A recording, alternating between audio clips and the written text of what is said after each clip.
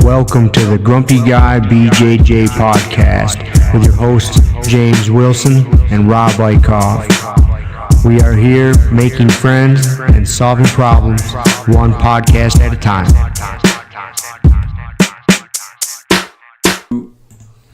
All right, we're live again with episode 15. This will be 15 of the Grumpy Guy BJJ podcast. This is another one we're recording a little bit out of order, so we're coming to you from the past.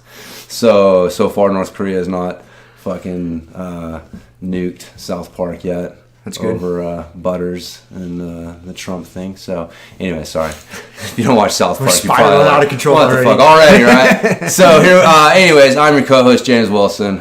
Here with Rob Eickhoff. How's it going, Rob? Yo, it's going good, James. Good, yeah. So, I'm going on vacation, so I will be gone not next Friday. I'm actually leaving next Friday, so you're going to come over. We're going to record episode 14, and then I'm literally going to pack up and head out. Yeah, and I'll be driving back the following Friday, so that's why we're doing this one. That's why we're doing this one, yeah. So it'll be a little different vibe today because we're at the end of a long day of training. Yeah. Some hard training. Yeah. Usually we record like first thing in the day, like on Friday. On Friday, yeah. not a lot has happened yet. And we got training ahead of us. And now we took some serious ass whoopings today. We did on the pre-show notes there to talk about. But it's definitely a little bit different doing it after training. But it is. It's good. We did episode 12, was it? Our predictions, our future predictions. Yeah, we did kind of the same idea. Same way we did after training on Saturday. So, but anyways, in this one we're going to discuss injury rehab, or just dealing with injuries really, which is kind of a big reoccurring thing. If you train jiu-jitsu for any period of time, you're going to end up having to deal with injuries. And so Rob and I both had to deal with a lot of injuries. We were thinking, what can we talk about today that will be an easy topic? And all of a sudden I had the idea for injuries, and it's like, perfect. So we're going to go with that one, be a good one. But man, before we jump into that, had a couple little pre-show notes thing. I think probably the topic on both of our minds is old Dinelson Pimenta being in town. I was talking with Kiele. I'm like, holy crap, he's been in town for 3 days. He got here Thursday. That's it? Thursday, Friday, Saturday, man. It seems like a week or more that he's been here. Because of the amount of ass whoopings we've taken? Well, just the amount of jiu-jitsu, I think. And just when I don't know, man, when he's here, it just seems like the intensity level. Like everybody's going harder. Yeah, and everybody's just more, it's just a different vibe. Yeah. So it seems like 3 days in the gym is like, a week's worth of training. And then, rolling with him specifically is it's humbling and exhausting, and you had a couple good ones today, dude. With them, dude, it's so awesome to get to train with somebody that level. Yeah, like when I can just turn my volume knob up to 10 and just go. I mean, because I'll go hard with some of you guys, but like and Kevin especially, like I'll go pretty hard at Kevin, but when I go with Pimenta, like I crank I'm max volume and I'm coming. Right. Because I know he can handle every bit of it. Yeah. And it's just, all it's going to do is increase my ass whooping. Right. You know what I mean? Because I know I don't have much of a prayer of mounting any sort of thing successful against him. So I'm just trying to cover that up with intensity, and I'm just bringing it. And dude, it takes you to such a cool place mentally. Like just being able to unplug, fucking throttle max and go. Like, because then you get tired, and then boom, oh shit, man, my legs are burning, I got to recover. Hope he doesn't try to take me down in about the next 10 seconds. Good, my legs don't jello anymore. Boom, go again.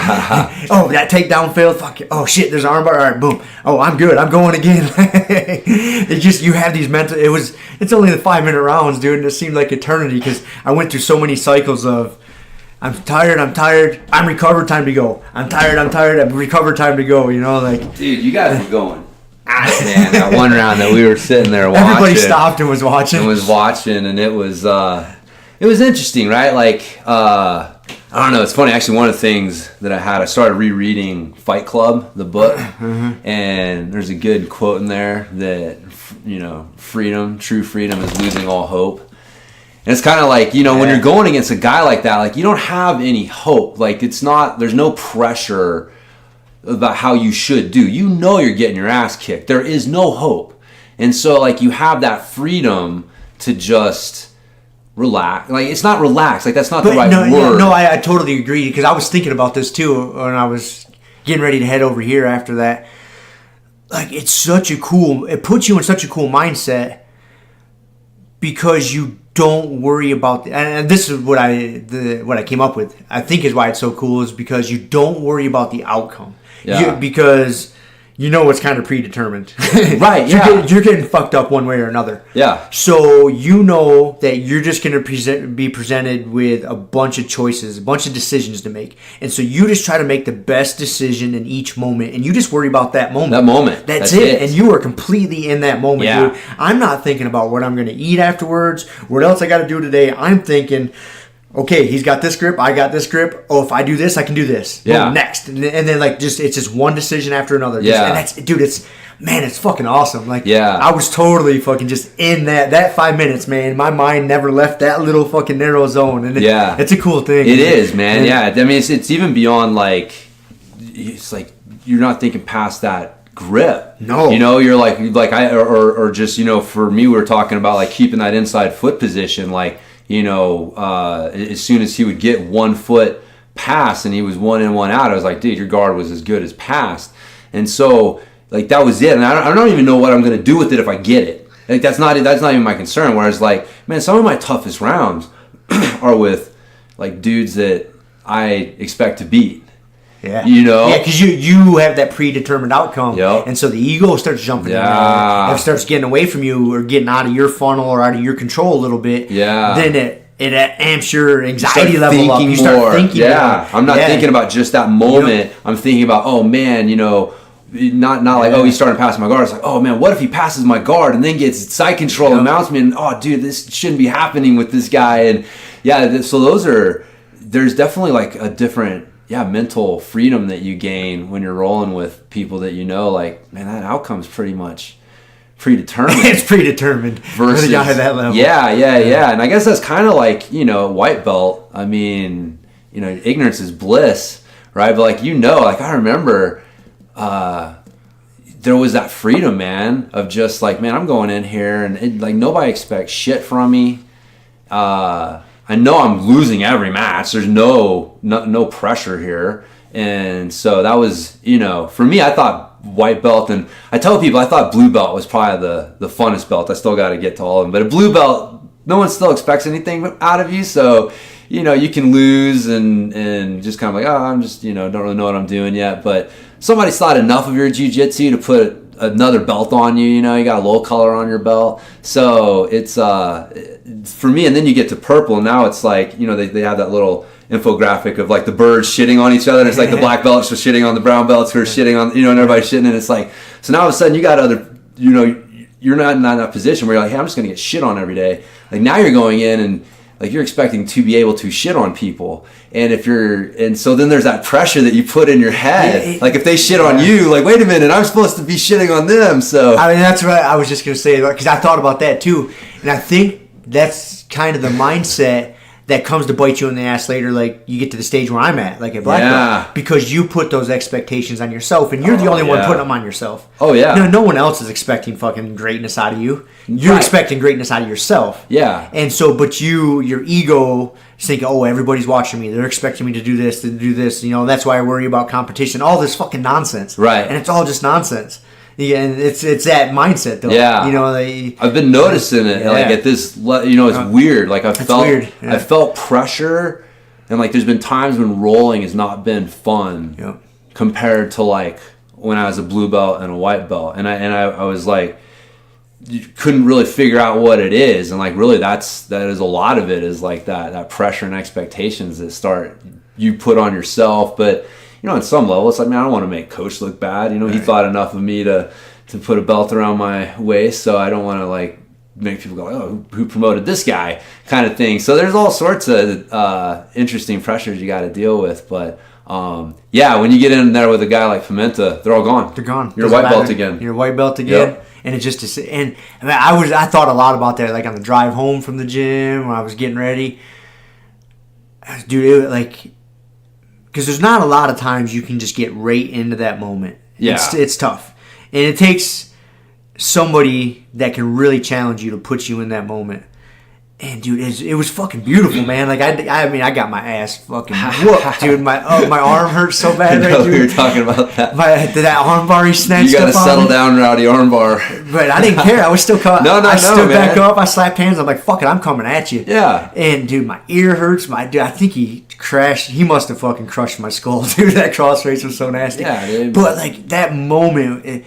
Dude, it was so beautiful. Like, there was nothing else that mattered. Dude, that building could have caught on fire. There could have been a nuclear fucking war outside. Right. I wouldn't have known. Wouldn't have noticed, man. I wouldn't have fucking noticed, man. Yeah. I was worried about this takedown or this. That was it, dude. It was, and then I went in with that singular focus. Like I was telling you, I had this ridiculous dream last night that I hit a takedown on him, and I saw what I needed to do, so I tried to do it today. It didn't fucking work out, but I was going at it like a rabid dog with a bone. Way closer than. I mean, I'm not. Right. You know, but you know, I think your dream might have been onto something, but you just might need to polish it up. Polish up the technique. That's the thing, though, is when you're going against, and just for the record, Kevin, because I know you listen to these things, I still look at you this way, so like I know that it's predetermined when we roll too as well. So you don't need to prove that to me next time we roll. But anyways, you're already thinking about that ass whooping. Well, I just don't want this to come across the wrong way, because it's not like we're talking about Pimenta offering that kind of challenge. There's definitely, like, you know, dude, there's days like when you're coming at me 100%, you know, and you're like, I'm not letting you get shit. Like, it's, yeah, I'm like, okay, this is predetermined. I'm just trying to survive. So there, yeah, I don't want anybody to get the wrong impression from what I'm saying here. There's a lot of people that present me with that, but yeah, man, I was saying, defending myself before I got my ass kicked about. I don't know. You're talking about me trying to do takedown, and then you spiral out on. I know, man. Trying not to hurt Kevin's feelings. You didn't catch an ass whooping later. Yeah. Oh no. When you're going against guys like that, it's like if you can just make them, like have to just alter course even a 0.25% in a different direction. Like, you know, you're on the right track. You know, and like that's the thing. Like when you're rolling against guys like that, I'm looking for like, okay, like he can do this to me over and over and over, you know, and if I do something that makes them have to divert track a little bit and then come back, and it's like, okay, well, you know, maybe there's something there, maybe there's not, but then you get the inevitable, God damn, you made me work, so here comes a little ass whipping your way, and that's what you were getting, man. He was fucking putting it on. Yeah, you made him work like harder on than usual. You know what you were saying, like you realized what you were doing. And so he kind of was expecting something, and then you were coming at him, following, you know, doing that, what you were talking about, and he was having to work harder, and then it's like, all right, man, here you go. Like, that's what you get. But that's how you know you're doing something right. Like, that's why you love the ass whippings, because if you're doing it right, like, you're getting the ass whippings, and they're coming because, like, you're presenting them with problems, and so they're going to present you with a bigger problem, and that's how it goes. But yeah, it's so cool. It is, man. He's only been here for 3 days. It's so fucking cool, man. I'm fucking bummed we're going to miss the seminar next weekend. Just train with him as much as you can. Oh well, we're doing a private on Wednesday. All right. Yeah. Who are you and Kelly? Yeah. All right. It's funny. I was gonna hit you up, see if you want to do one together. Yeah, man. I'd do another one for sure. I'd do one with you. I don't know if we'll be able to work it out schedule wise. I don't know. We'll figure it out. We'll figure it out. So, anyways, go. But yeah, so yeah, that'd be cool. Yeah. Yeah, that's right. Kevin went up to him. Kevin's such a funny guy. He goes up to him and he's like, "Hey, James and Kelly are doing a private with you Wednesday. He wants you to show him footlocks."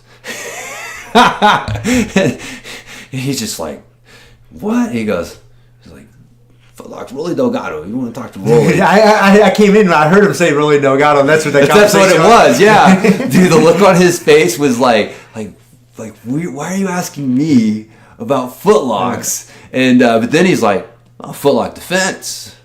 And I was like, so I may hit him up on that just to see what he does because it's like I can't start developing counters to the counters until I know what the counters are. So I won't tell him that's why I'm doing it. That's what I thought about if I was going to do a private with him. I haven't determined if I was going to or not, but I was thinking about like a leg lock defense because he shuts it down so early. Yeah. None of us are. And you've been rolling with Rolly, you know what I mean? Like, yeah, I would like to see him and Rolly. Like, Rolly's so good at leg locks. You and I are just beginner level at that shit. I would like to see somebody that's more advanced with it, like present them with some more issues. So he has to like legitimately defend him. Yeah. You know, to see what he does. That's what like, Rolly was saying. Rolly won't let him sniff his ankles. My half-ass attempts aren't. You know, right. He doesn't right. like it gets shut down before. Like he sees me thinking about it, and the shit is shut down. You know what I mean? Like I can't even really mount it good. Dude, he protects his ankles. Yeah. Like it's yeah. But that's I remember talking to Rolly, and he was like, man, I caught him with a couple foot locks when he first came back from Brazil, just because he was just not. You know, was in shape and the timing wasn't there. And then he was like, that was it. He's like, I can't fucking sniff his ankles anymore. And he's like, and he's submitting me 5 times in a round just to like, you know, for my troubles. So yeah, I'll be interested. That would be, I think I may hit him up on that or So cool, man. Well, yeah, that'll be good. So I'm sure we'll have some more to talk about next.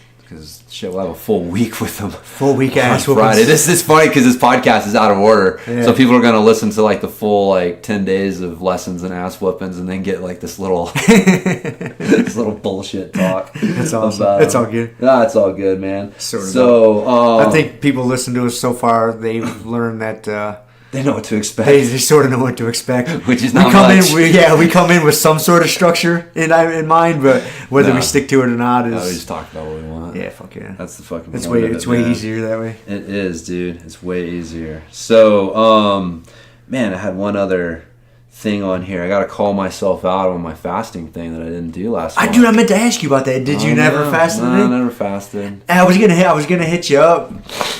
Because not last week, but the week before, I did like a 36-hour fast. Not quite a 30. It was like 30-some. Just because I had I ate dinner Monday night, and then I didn't eat again until like Wednesday morning. Yeah. You know, I usually, I do it quite often to where I'll fast like a whole day. Yeah. You know, and then it just, if I make it home at night and I got enough willpower and I can just get to bed without eating again, then I'll just say fucking go to the next morning. So it almost goes to like a 36. Yeah. And I thought about calling you or texting calling me out. I'll be like, hey, did you do it yet?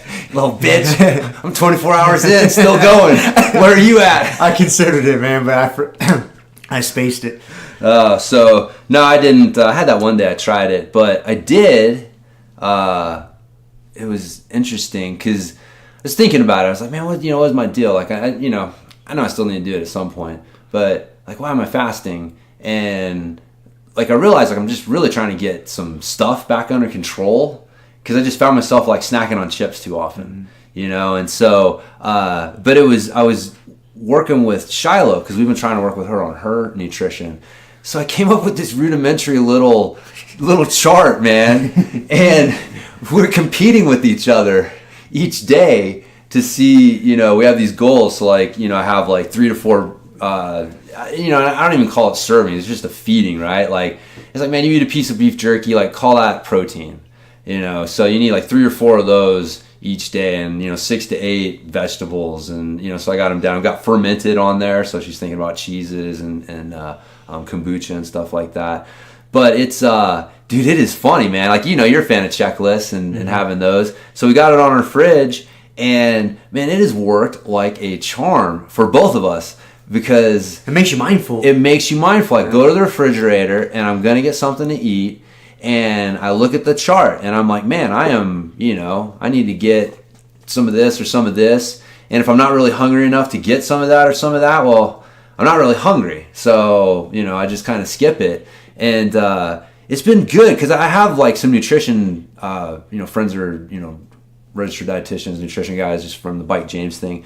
And one of the guys that I talk to a lot, he's talked about this. Like, the problem is with diets is people focus on what not to eat, when really if you just focused on what to eat, and if you ate the stuff that you need to eat, you have so little appetite and room left for the bad stuff that if you do eat some of the bad stuff, it's not nearly as detrimental. And I realized like that's kind of what we backed into with this is like I was thinking like don't eat chips, not eat this. Yeah. And same thing with her, we would get on to her like don't eat that, you shouldn't be eating that. And so it was it was really interesting how I kind of stumbled on it, and you throw in a little competition. That makes it nice. That makes it a little bit easier. You get a smiley face on the days you hit your goals and a frowny face on the days you don't, and we count them That's up pretty at the end of cool. the week. That's a good idea. So it is, yeah. It's definitely a work in progress. But I ended up adding some of the workout stuff. So, you know, like for her, I want her to do 2 jiu-jitsu classes a week, and she needs to get out running with me or Kiele once a week. And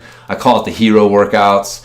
So it's strength training, but I do it in the context of, you know, these are movement skills you're picking up, right? So you're, you know, doing the barbarian squat with the mace, but, you know, we call them skull crushers, you know, because you're like bringing the freaking axe down on your enemy. We got a workout that the gladiator workout where she's doing Turkish get-ups and carries and stuff. And so she has fun with it. We keep it real simple, but it's fun for her. And so, but again, we've been talking to her like, you need these things, but yeah, you write them down. You got put them on a little chart and makes you more accountable. It does, man. It does for sure. So, does she like working out like that? I mean, she does. Does she? Yeah. And so it's not like a big force. Yeah, it's not like an argument every time to get her to do something. No, that's the trick though. And again, that's where I have to meet people where they're at. Like I got in trouble with trying to take her through a structure. Like I was like, you're going to work out with me. Yeah. Right. And so then we would work out together, and I just didn't work out as well because I work out differently than she does. Mm-hmm.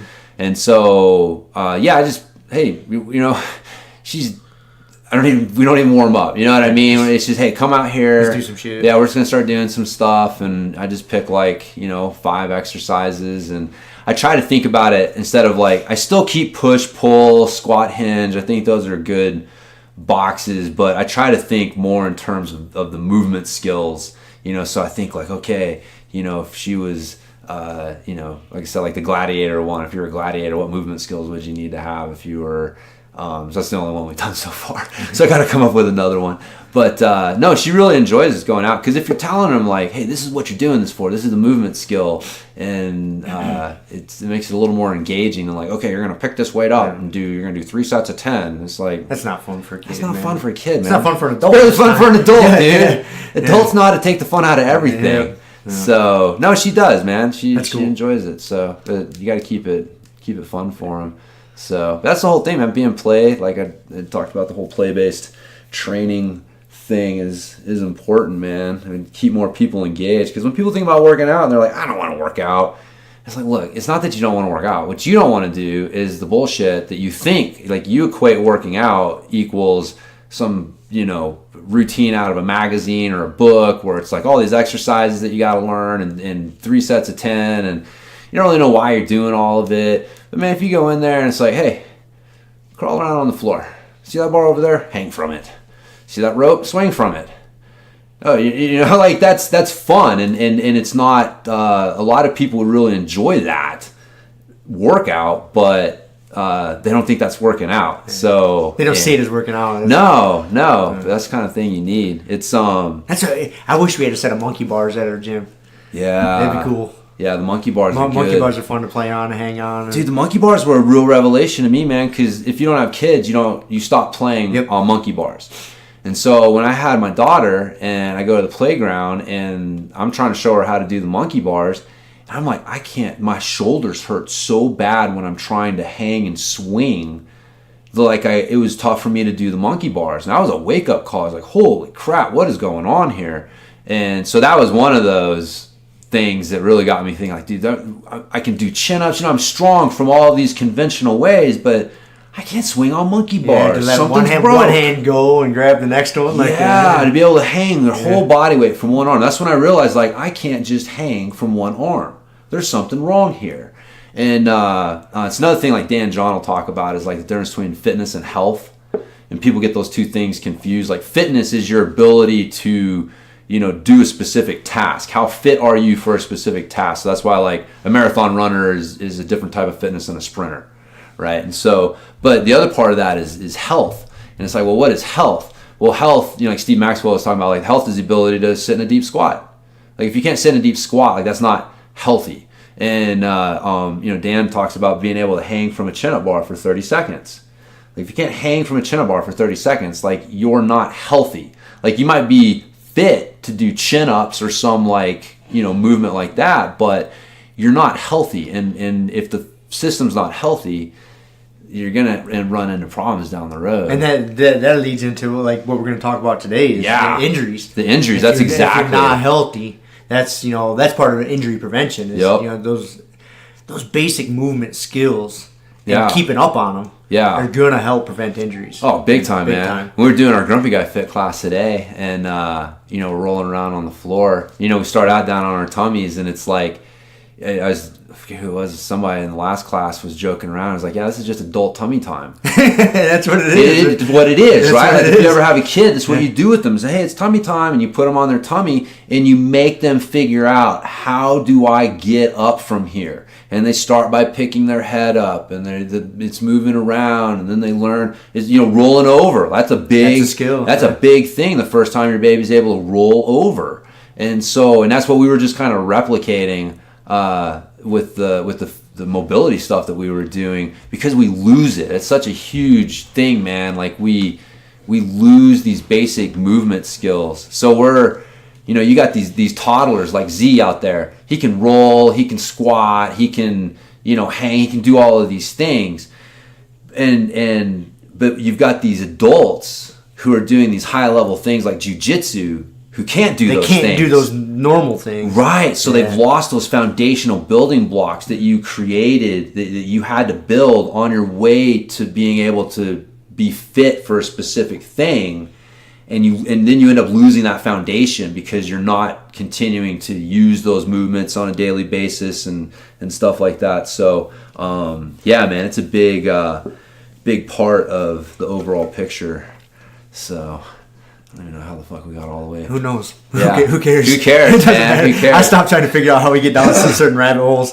So my new goal, I'm still gonna fast at some point, but my new goal is to stick. I want 5 out of 7 days with a smiley face on my nutrition chart. Well, so what constitutes a smiley face? Hitting all my goals. All your goals on the chart? Yeah, it's like 3 to 4 protein, 6 to 8 vegetables.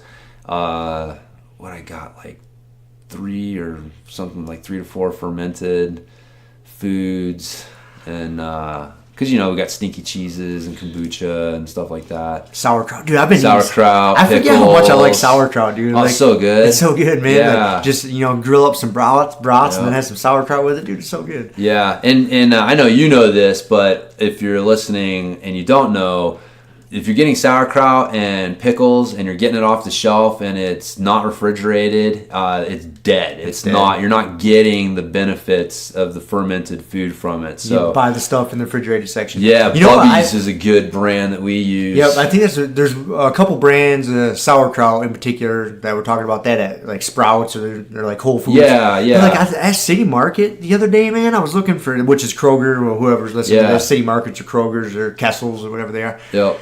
I could not find a freaking refrigerated sauerkraut in there, dude. No. They had them on the shelf. Yeah, they're still not. They didn't. I couldn't find it in the refrigerated section. It's like not popular. You got to go to a Whole Foods or something to get one. Yeah. I was really shocked at that. It's more expensive. Yeah, it's like a little processing's more expensive. Like it's harder to have it was cheap. Food. Like I seen the jar of sauerkraut on the shelf. Yeah, dude, and I think it was like they had a couple different brands. Like the most expensive one was like $3. To where when you buy the refrigerated one, man, you're talking like $5, $6, $7, $8. For a little jar of it because they don't keep as long and it's harder to do. Yeah, like basically, like it's really fascinating when you dig into the fermentation process. Like, because I read that book Cooked by Michael Pollan, and they got the series on it now. But he explains what happens, and it's basically the food rots to a certain point, and then you stop the rot, like you refrigerate it. And so it's the bacteria and like all of the stuff that gets formed during that decomposing process, and if it goes any further, then it's too far and it's no good. And so there's that sweet spot, and that's what you're looking for. And with the commercially processed stuff, what they do is it hits that sweet spot and then they heat it up and kill it, and then they're able to add all the preservatives and put it on the shelf. Whereas like you need to hit that point and then refrigerate it, and then that's why you can eat fermented foods. That was the whole point. Is like when they had fresh foods, they would pickle them, and like kimchi and sauerkraut and all those were just a way for, in the winter when there wasn't fresh food, for you to still have some sort of fresh food, which isn't I guess fresh isn't really the word, but that was kind of the whole.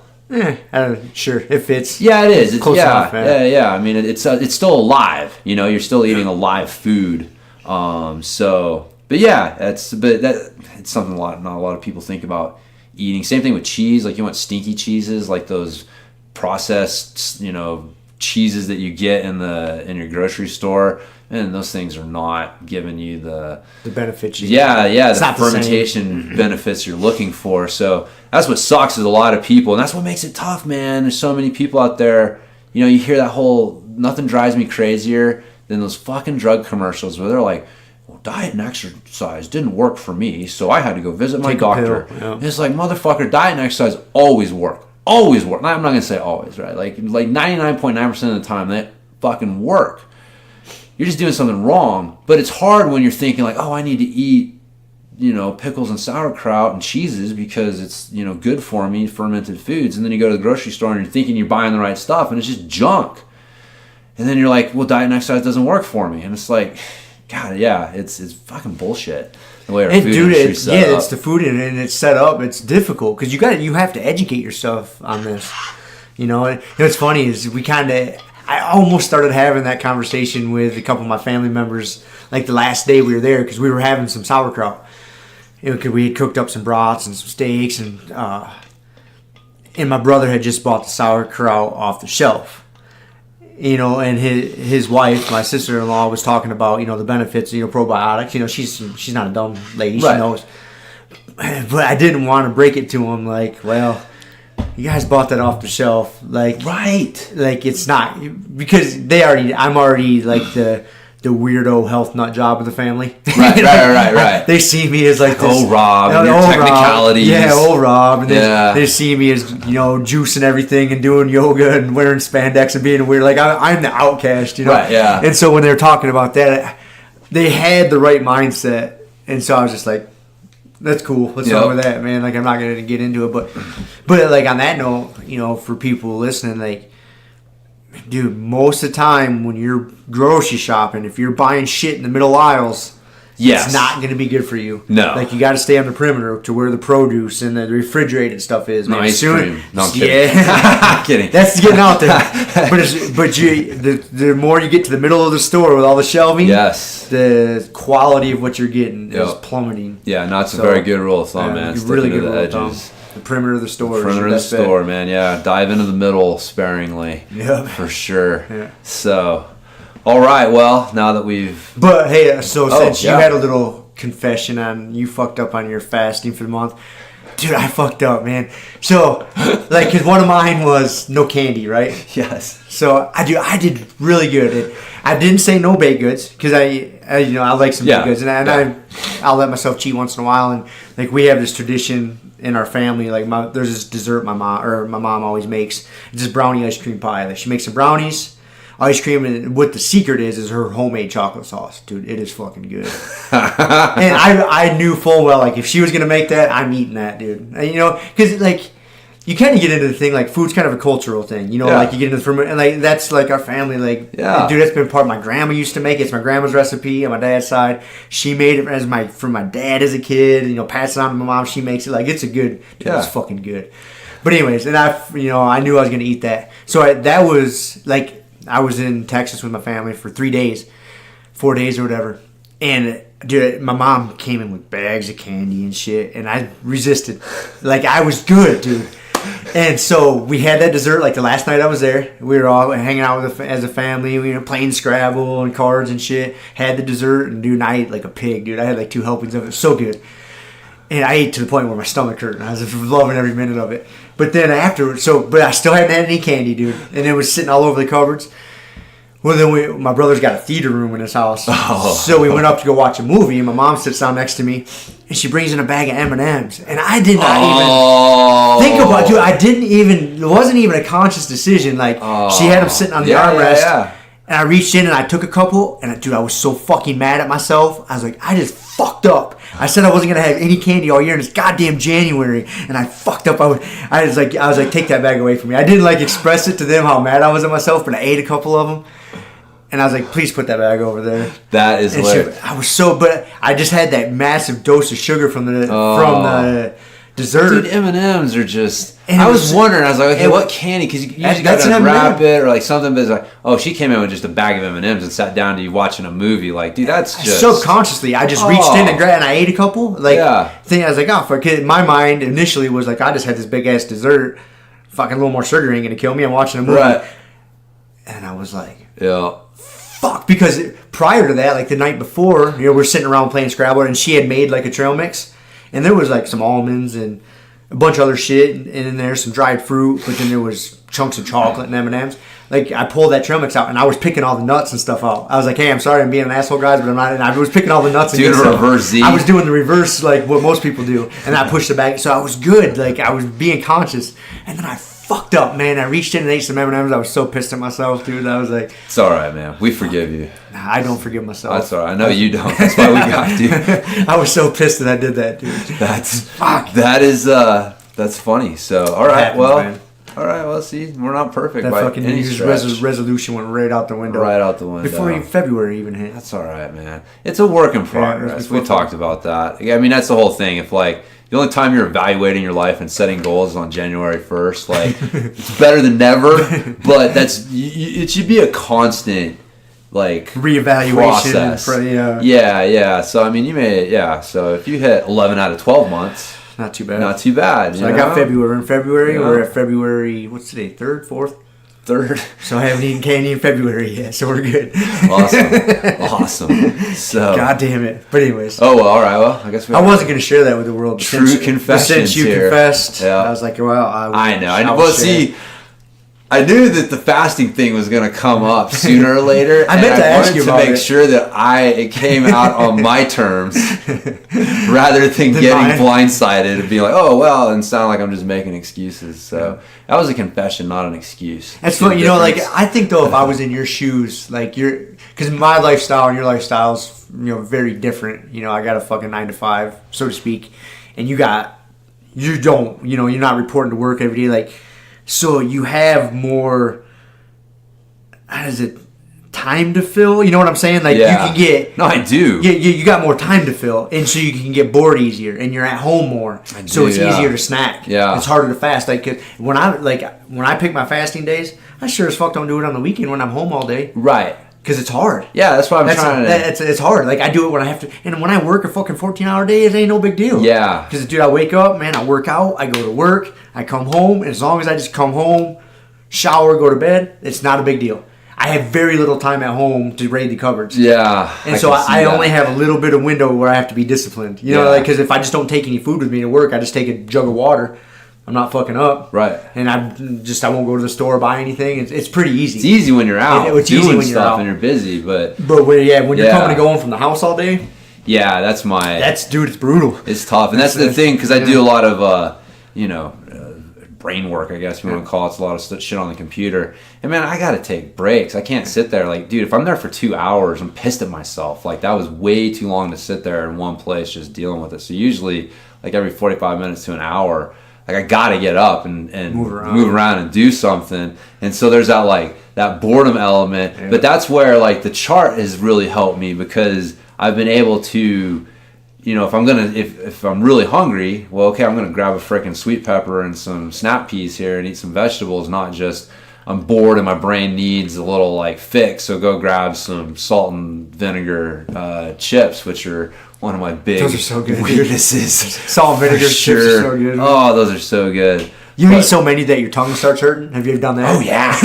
Yeah. That's when you know you're doing it right. So, I don't know what it is. I don't know if it's vinegar or something, but dude, you eat too many and your tongue will just start like tingling, like get raw almost. Like it's weird.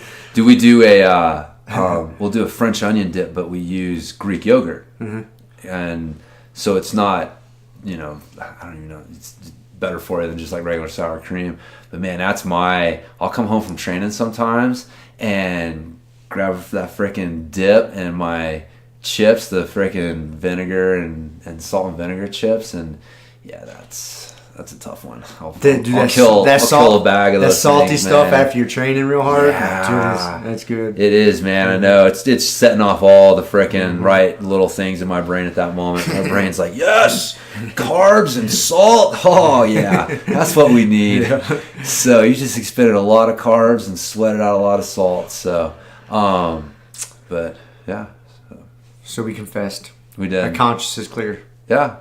Somewhat. I don't have it. I got to check my goals to see which other ones I've broken. I'm sure I've fucked up some other ones. I have been working on my guitar playing. So are you learning? I am. It's coming along. Yeah. The toughest part, man, is the fingertips. Do they get raw? Yeah. Well, my fingertips right now are numb, man. What do you mean? No, just from like they get like calloused almost. I guess that's what they're gonna get. But yeah, they lose the feeling because you're literally like rubbing these things into these metal strings.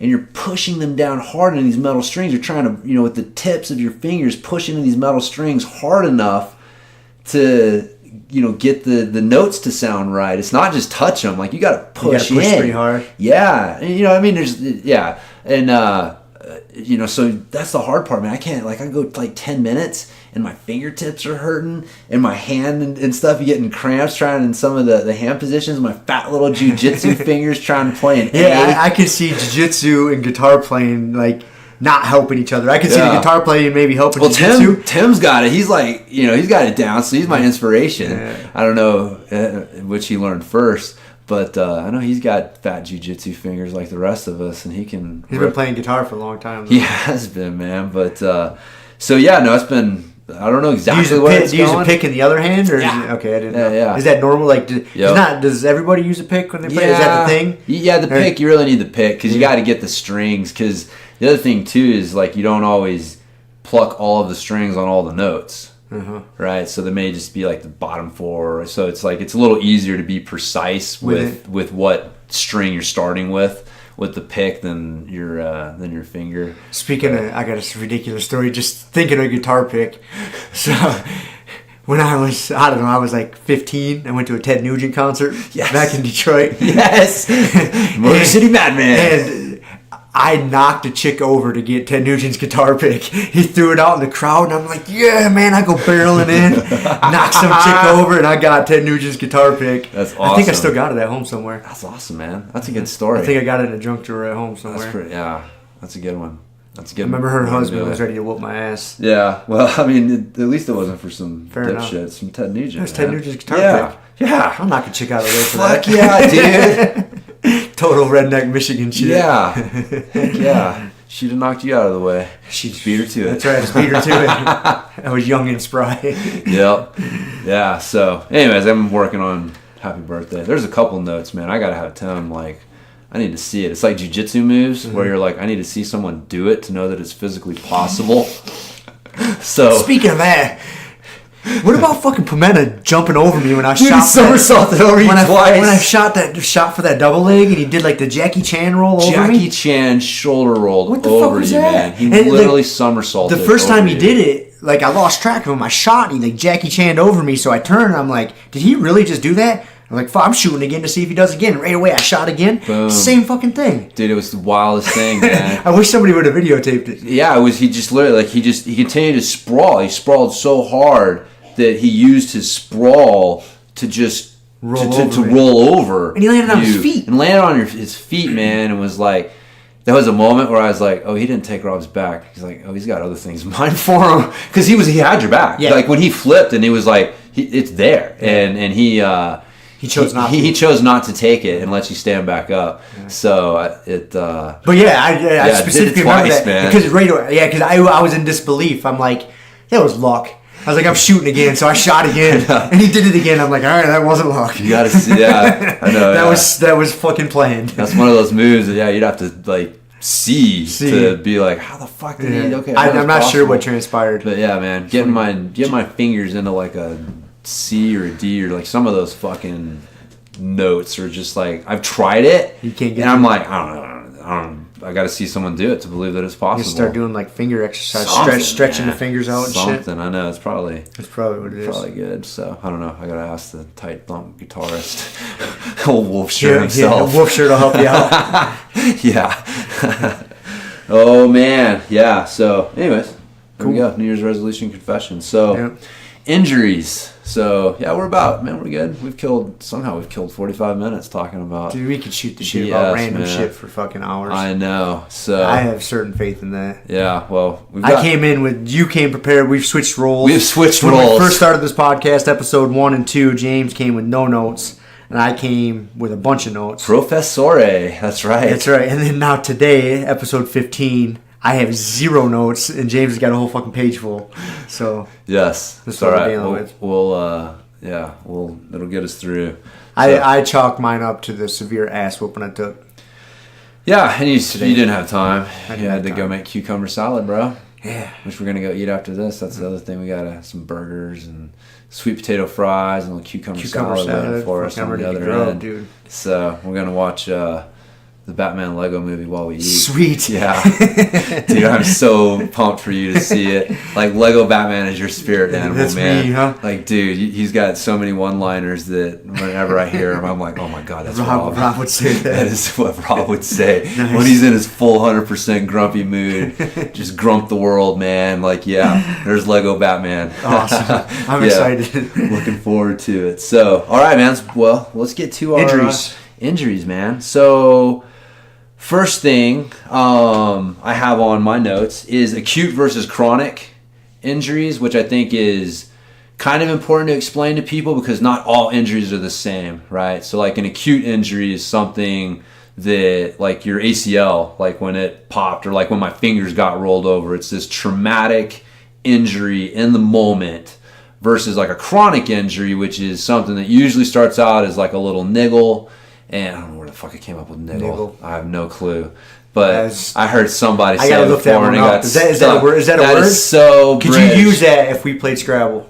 Is that a word? I believe that it's in the American dictionary. It's one of those British words that some people throw around and make themselves sound smart because they think saying British words makes you sound smart. Right, but anyway, so it starts out as like a little something, a little niggle, and then it gets a little worse, and and so like for a lot of people, like their low back is a good example, something that maybe bothers them a little bit after training, and eventually becomes something that, like, man, I'm having to pop ibuprofen just to get through training. So there wasn't that one, I got stacked and my back just freaking went out. All those two things can be kind of interrelated, but yeah, I just wanted to kind of touch on that first. So you said the difference between acute and chronic. So did that kind of fall into? I always split up. I differentiate between injured and being hurt. Like, injured is straight up injured. Like something is fucked up. Well, see, that's more. So hurt, you got a little ding, or in your words, a niggle. Yes. That you can work. Ding, I like ding. A ding that you can work around. There's the American word. You got you're dinged up a little bit, but you can deal with it. You're not really hurt. Not niggled up. Yeah, you're not. Jesus Christ. But you're dinged up a little bit. Like, if you train hard, you're going to have a lot of little dings or niggles. Like, like, man, my thumb's a little tweaked right now. My ankle's a little tweaked. Like, your hand, your rib. Right, yeah. You have all these little things. It's more like the source of the injuries. Like, those are the source. Hurt. Like, my fingers, like when we were wrestling and my fingers got rolled over, like, the source of that injury was an acute injury in the moment. There was nothing I really could have done to stop it. Outside of it was just one of those freak things. A chronic injury would be like if I was, a mechanic, like when I was a bike mechanic, when I used to do that for a living, and my hands would get hurt, and I'd get tendonitis in my wrist. Overuse injuries, right? Yeah, like a lot of chronic injuries would be overuse type injuries. Okay. And so, again, I think it's important for people to understand acute injuries are going to happen. Chronic injuries, for the most part, can be avoided. Like, you have warning signals ahead of time, and that's kind of where, like, I started things like you're like hurt versus injured. Like, you're hurt, you're not injured yet, right? And you can do things with a chronic kind of overuse injury when you're hurt that can help you avoid getting to that injured part. But a lot of people, that's not the usual cycle. It's like, something hurts, and then they start popping pain pills or, ibuprofen, and then they go to the doctor, maybe get something a little bit stronger. They get a cortisone shot or something, and then eventually they got to get surgery. Like that's a pretty common life cycle for an injury, especially a chronic overuse injury in this country. And the thing is that it doesn't have to be that way. Like, you should not end up under a surgeon's knife from a chronic overuse type injury. If you do, it's because you fucked up somewhere along the way. And so hopefully some of the advice and stuff that we'll be able to give you guys will help you avoid those. But the acute stuff, that's gonna happen. That's gonna happen, man. We're playing a rough game here. Right. You're going, like, if you're training hard in jiu-jitsu, dude, you're gonna get hurt, man. Yeah. Things are gonna happen. It's contact sport. It's contact sport. You have too many variables. Like, you can't control your opponent. Like, I mean, you're trying to, but he's gonna move when you maybe don't expect it, and your limb goes this way. Or, man, just like when my ACL blew out, I literally just did an arm drag and took a step, and when I planted my foot, there went my knee. Dude, the dude I was wrestling with didn't even touch me. Like, I just planted my foot, my knee said, nope, that was the last step. That tendon blasted your fucking ACL. He blasted my knee, and I hit the ground screaming. So, like, that shit's gonna happen. Yeah. Like, that's part of the game. You got to deal with that. Man. But when you're injured and you're having to take time off, that's not good for your jiu-jitsu. So the point is like, if you minimize your chronic injury stuff and the amount of time and shit you're having to deal with that, you're going to have to deal with the acute. And so it's like, you just got to deal with that. But you shouldn't be adding to the situation from these chronic injuries. Like, that's just you have to address them. Like, before they become a problem. Yeah, and that's just listening to your body and learning. Yeah. I mean, that just comes from spending a lot of time rolling on the mat, just being physical, because you're going to screw yourself up, and you have to learn, okay, is this is hurting. Is this something I can work on to fix? Does some mobility stuff help? Right. Does some stretching help? Some active recovery days? Is this an overuse thing? Do I need to chill out? Like, you got to start experimenting with yourself. And if you don't know, you got to talk to somebody who knows. Yeah. And find somebody experienced, like yourself. Like, hey man, like, this is fucking bothering me. Yeah. You got any suggestions? Brad. The toe sheather. Yeah. If you got you got a doctor. Like, that's very common in jiu-jitsu school to have at least one doctor. Right. And I'm sure any doctor who trains jiu-jitsu is used to just getting barraged with questions. Hey, doc. Hey, my shoulder hurts. What about this? Hey, this. Yeah. So, yeah. No, definitely. I mean, that is one thing. Like, you don't want to, if something hurts, it's definitely, in this day and age, like, you can go have it looked at. And so it's better to know what's going on than to guess. I tell people that all the time, man. Like, they come and they ask me, and I'm like, look, man, I'm not a doctor. Like, you need to have a doctor look at it and tell you if there's something worse going on here under the surface that you're going to make, worse by ignoring it, or whether it's just, if it ends in an itis, like tendonitis or, bursitis or plantar fasciitis or things like that, odds are pretty good. Like, that's basically code a lot of times for we don't know. Honestly, that is what it is. Like, the doctors are basically saying, we don't know. But it hurts. Here's the pain. Yeah, exactly. We know what the symptoms are. The symptoms are pain and inflammation and all these problems. We don't really know what's causing it. We've got this word for the symptoms, but we don't really know the cause of it. And so a lot of the causes for a lot of those types of injuries are, like you said, they can be addressed. They're basically bad choices in some areas that you're making, and if you make better choices, then you can avoid them. So, and that's kind of where I started, was prevention, right? Because any good injury, like preventing injuries, should be your number one goal. And in fact, this is something that Ian King, one of the strength coaches who was an early influence on me, pointed out. He's like, everything can't be most important, right? Like, something has to be most important. So if I give you two choices, one of them has to be most important. You can't say 1A and 1B. One's got to be 1 and one's got to be 2, right? So if you're doing a strength and conditioning program, what's your top priority? Performance enhancement or injury prevention?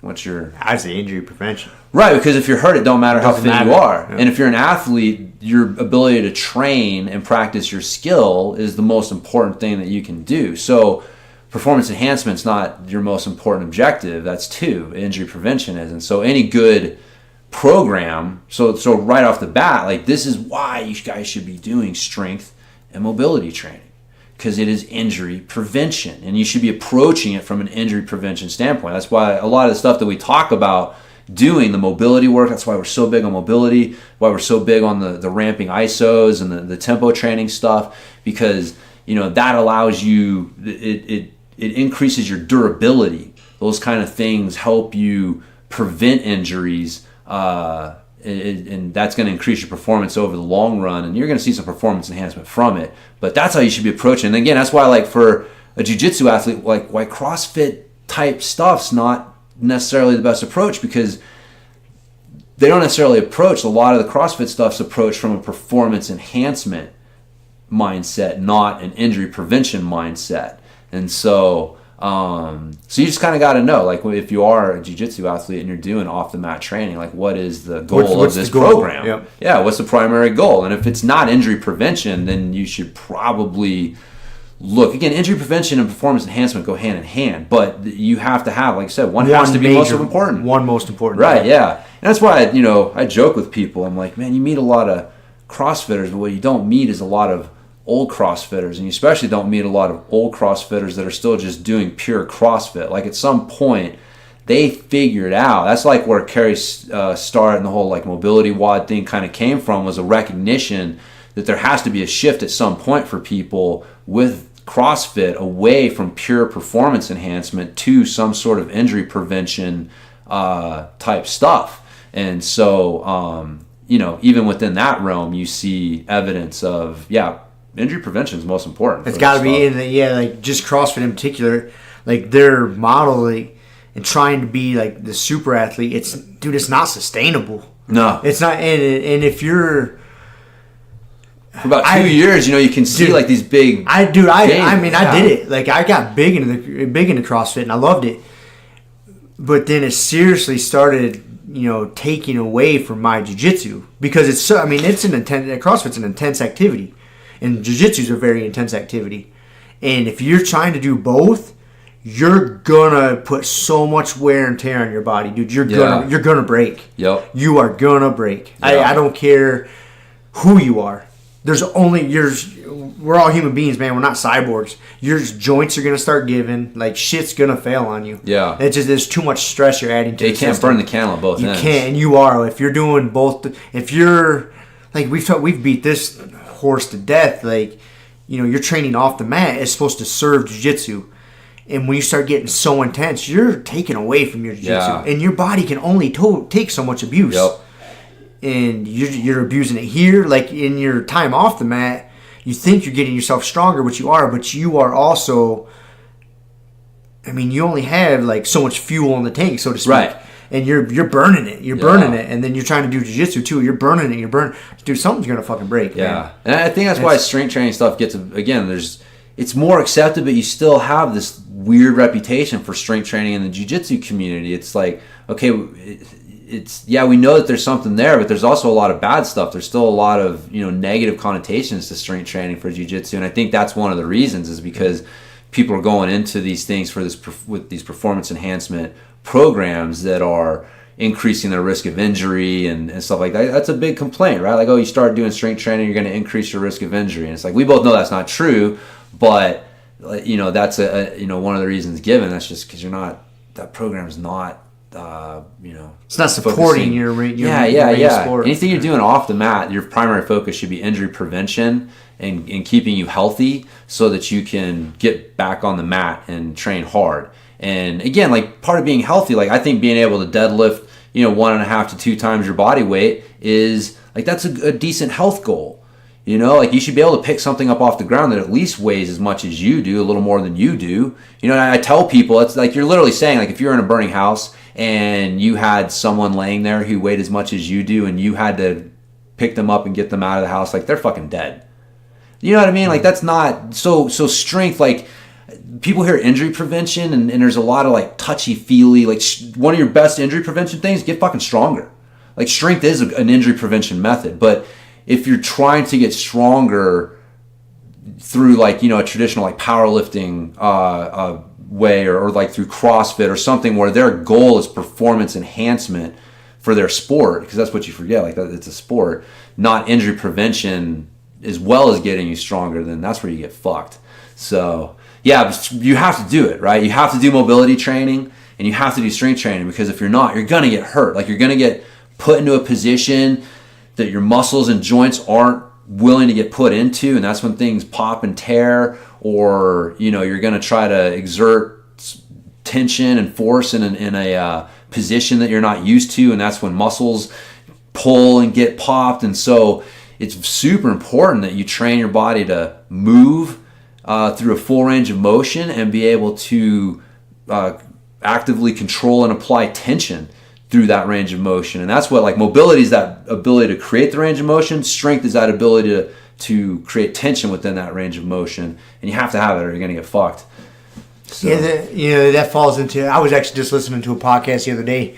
I forget the strength coach name, but he had like this model of like mobility, stability, and strength. Yeah, and it was really good. It was really good, like system how he like trains his clients. Yeah, I mean he was coming from like a CrossFit kind of power, Olympic lifting standpoint, but it still applies like. No, that's a real popular like the functional movement screen and Gray Cook. Like they talk they're really big on mobility, stability, and then strength. And if you're not developing things in that sequence, then you're basically, that's where like the fitness on top of dysfunction saying was coined, was if you're focusing on strength and you don't have the requisite stability and mobility, you're basically just laying fitness on top of dysfunction. A shitty foundation. Yeah. You're building a house on a fucking pile of sand. Yes. It's gonna fall down. It's gonna fall down eventually. So. And another good thing, like we talked, mobility is super important.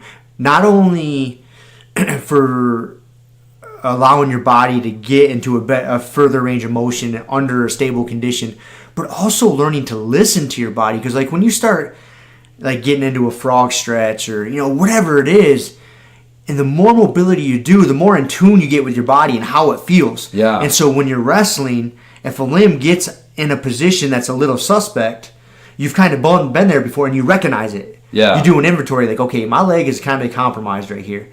Like, can I get it out of here safely before my partner does something ridiculous? And you have to make that your focus. Like you're safe, for me anyways. Yeah. Like, and the mobility has really brought that into light for me. Like I'm very aware when I'm wrestling, like where are my limbs? Oh, I'm still safe. Yeah, I always do little inventories. Like, okay, my limb's still safe. Because you'll find yourself, you'll get put into a jacked up spot. Yeah, right. To where like, man, my limb should not be right here.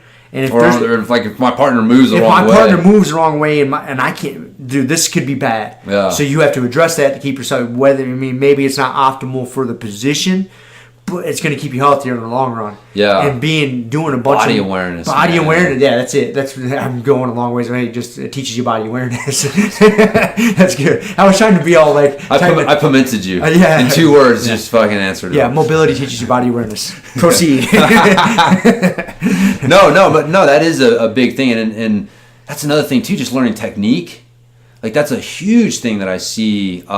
Just the biggest problem I see with people trying to learn new techniques is they have no body awareness, and they don't know where their limbs are, and they can't keep track of multiple limbs at once. You're like, put your hand here, put your hand here. By the time you get to the, put your foot here, this hand's fucking off again, and it's like, and they don't even know. They don't even know where their limbs are.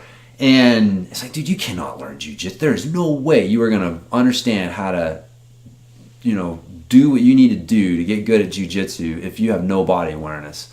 So, yeah, that's a big part of it, man. The strength and the mobility give you a lot of that, too. So, what I got on here, warming up is one. I will say that I think that there's a fine line there. Like, I'm not a full... I'm not going to go so far as like, well, the lion doesn't have to stretch before chasing the gazelle, so you should be a supple leopard and able to just jump up and do whatever. Although I think that is true. I think that you should, if you are doing what you should be doing, you should be able to go pretty quickly and not have this massive injury risk. Like if you are like, man, I need a fucking 20-minute warm-up, or if I don't, my lower back's for sure going to go out. Like that's... You got some bigger problems. Yeah, you're using the warm-up as a crutch for bigger problems. But you definitely want to warm up, and that can mean different things for different people. But like we joke around, like as you get older, the fucking black belt warm-up is showing up with a cup of coffee, talking shit to the lower belts, and then proceeding to whoop some ass. But, it's... I do think, I don't know, you're a big warm-ups. Yeah, and it's a personal thing. You have to do what's going to feel good for you. And I agree, you should be able to go from a static state. Like if you're having dinner with your family and someone busts in your front door, man, you can jump up and whoop some ass. Like you went from a non-warm-up state, like you need to keep yourself physically ready. But if we're going into a fit, hey, we're about to wrestle. We're going to have some hard rounds. Like, maybe you're not the type of person that needs a warm-up. You can use that first round as a warm-up. There's nothing wrong with that. But I feel so much better when I go through a little warm-up routine. And sometimes I get to class and I allow myself 20 minutes, man. I get a nice little mobility session in, and it feels good. Sometimes I got to shrink it down to 5 minutes. But for me, I just feel maybe it's a mental crutch. Right. But it feels like I just feel better. Right, yeah. But there's nothing wrong with using a light round to begin with. Like, I had done a round or two, and then Pimenta came in today, and I could tell, like, just initially that first round, like, I wasn't going to come at him like a rabid dog like I did the second round, the third round today, because I could just see it. Like, he hadn't wrestled yet, dude. He literally just walked on the mat, so I wasn't going to be an asshole. I knew he was kind of warming up a little bit. Yeah. And there's nothing wrong with that. Like, and that's a good way to warm up. But you got to have... See, that's the thing is when you're a black belt, you can do that. You can do that, and and like you can have a light round to warm up. And you have to be, if you're doing that, you need to pick your partner wisely, because if you go in with the mindset you're using this round to warm up a little bit, and this person comes at you like a fucking raped ape, it might not go good for you. Yeah. So you got to be mindful of that. That's actually one of the things I have on here. Be smart about your training partners. Yeah, be smart about your training partners. Like, if I'm going to use the first round to warm up, like you and I are doing it together many times, we trust each other. Yeah. Like, hey, we both know we haven't really warmed up here. Let's not kill each other. I like that. I do think that like a warm up round is a legitimate warm up, but it needs to be a warm up round. Yeah. And if you can't do that, either because like you're so new that like, hey man, every round is fucking hard because that's just where you're at in the food chain, or you just can't control your ego, then you need to look in. You definitely need to be doing some sort of little warm up before you get going. Even if it's just like some shrimps and just some like jujitsu bridges, just some jujitsu specific movements to get the blood flowing and the nervous system ramped up and whatnot. And I think too, a lot of it depends on your man. If you like are coming from a desk job or driving or something like that, and then you come into jujitsu, like man, your need to do a warm up is a lot bigger than if you have a more active job and you're moving around more. You're just probably not gonna I don't know, just kind of a general rule of thumb. If you're sitting around all day, you probably do need a little bit more of a warm up. It's gonna be better off for you if you do something, especially over the long run. That's the other thing too. It's not just that one class. That warm up's gonna add up over. Keep your mobility where it needs to be and stuff. So, but yeah, the choose your training partners. Like, we've talked about this a lot. Like, you got to be smart about your training partners.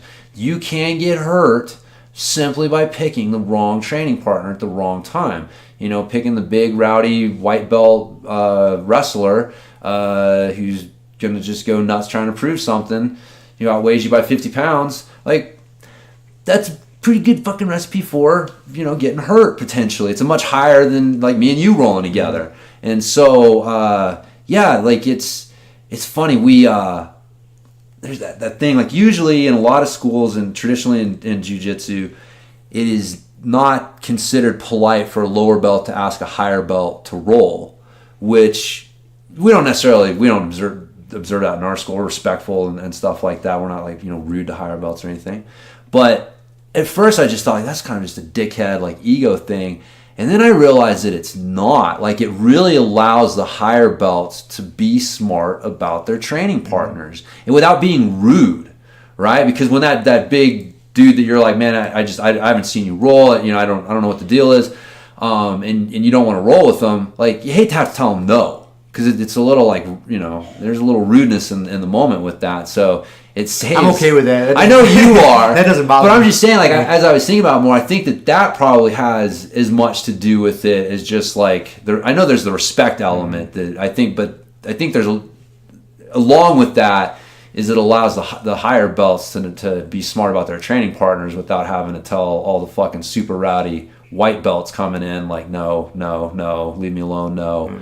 So, but anyways, that's just it is kind of a traditional jiu-jitsu thing, a respect thing, and it's something I exercise for sure when I go to another school. Oh, for sure. You better know where you're at. When you go to another school, man, it's very respectful. Is let the higher belts come to you to roll. If you're at your own school and you get to know each other pretty good, it's different. You loosen that up quite a bit. Yeah. Like today, like that, but still, like, for example, like last night we were training and. Pimenta was sitting off to the side. And he didn't really seem like he was wanting to train a lot. He's been traveling or whatever. Oh. So I didn't approach him. Right. But today, I came on the mat and right away I could tell he wanted to roll. So then I asked him. Yeah. You know what I mean? And then again later on today, I seen him. He just got he's interesting because he doesn't necessarily ask. No. People he'll sit there and the buzzer will buzz and then he'll just kind of look around and be like, almost like, okay, who's my huckleberry? Yeah. And I seen it. I think that comes from time on the mat too. That's kind of like a mat IQ thing. You kind of reading the situation. Yep, for sure. But yeah, we were talking about last night. Like we were like.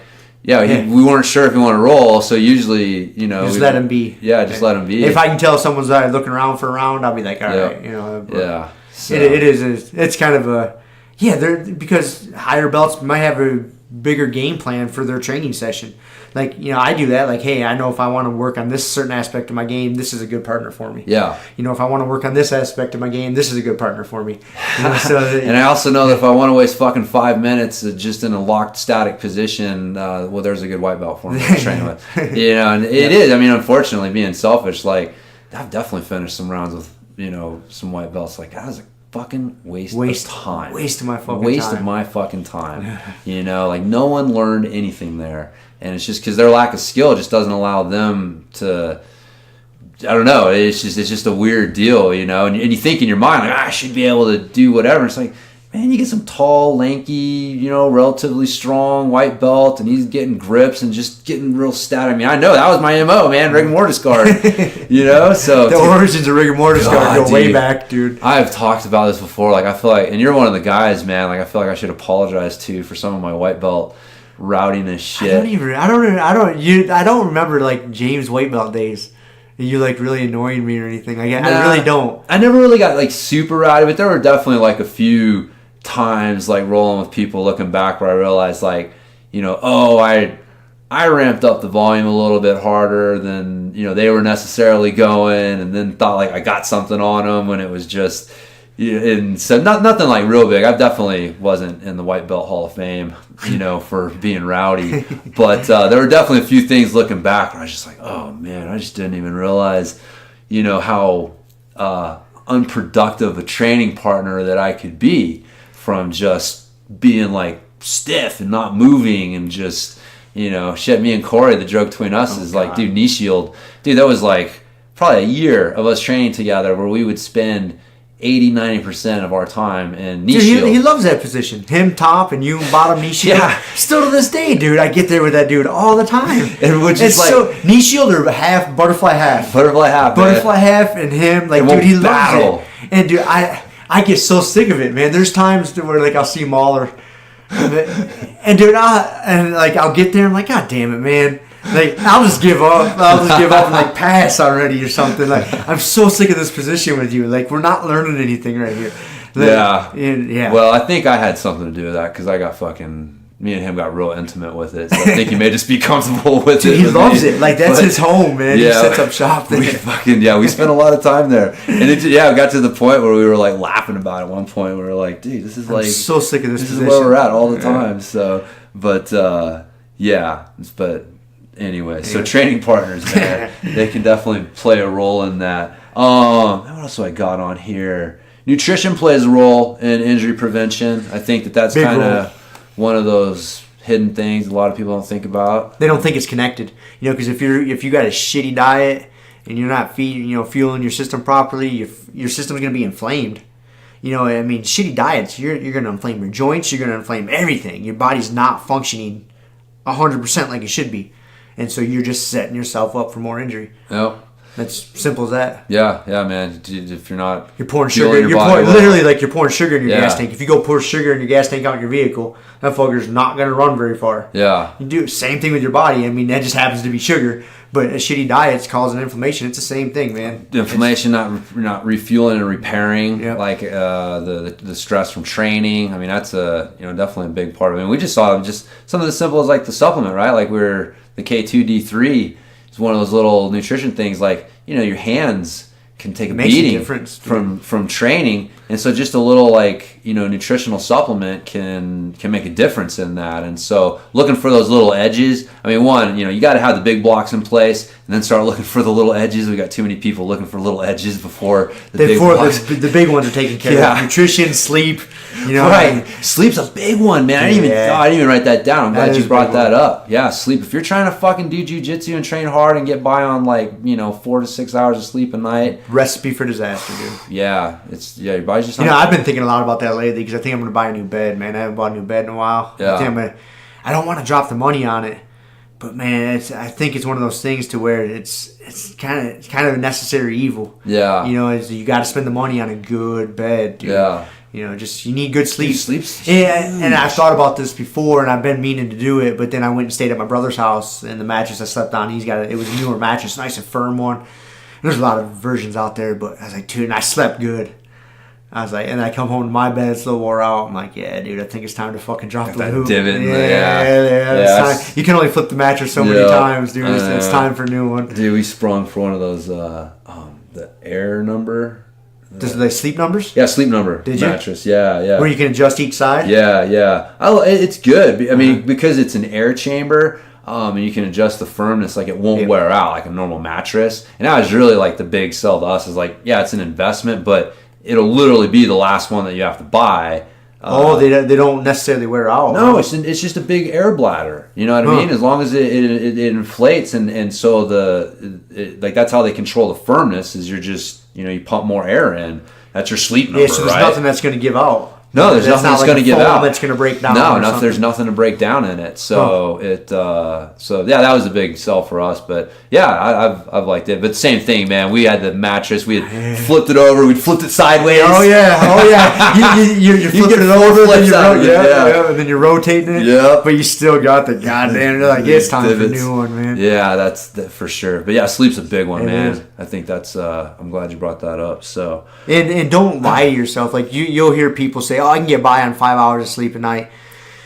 You can, but are you? When you're on legal speed, when your doctor's got you on Adderall or something. Yeah, if you're on Adderall, definitely. Or modafinil, or there's a bunch of them. Yeah.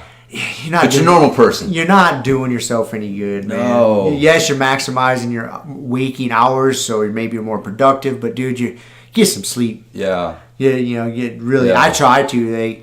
I try to, because I basically wake up at the same time every day. It's 5 a.m., 5:30 roughly.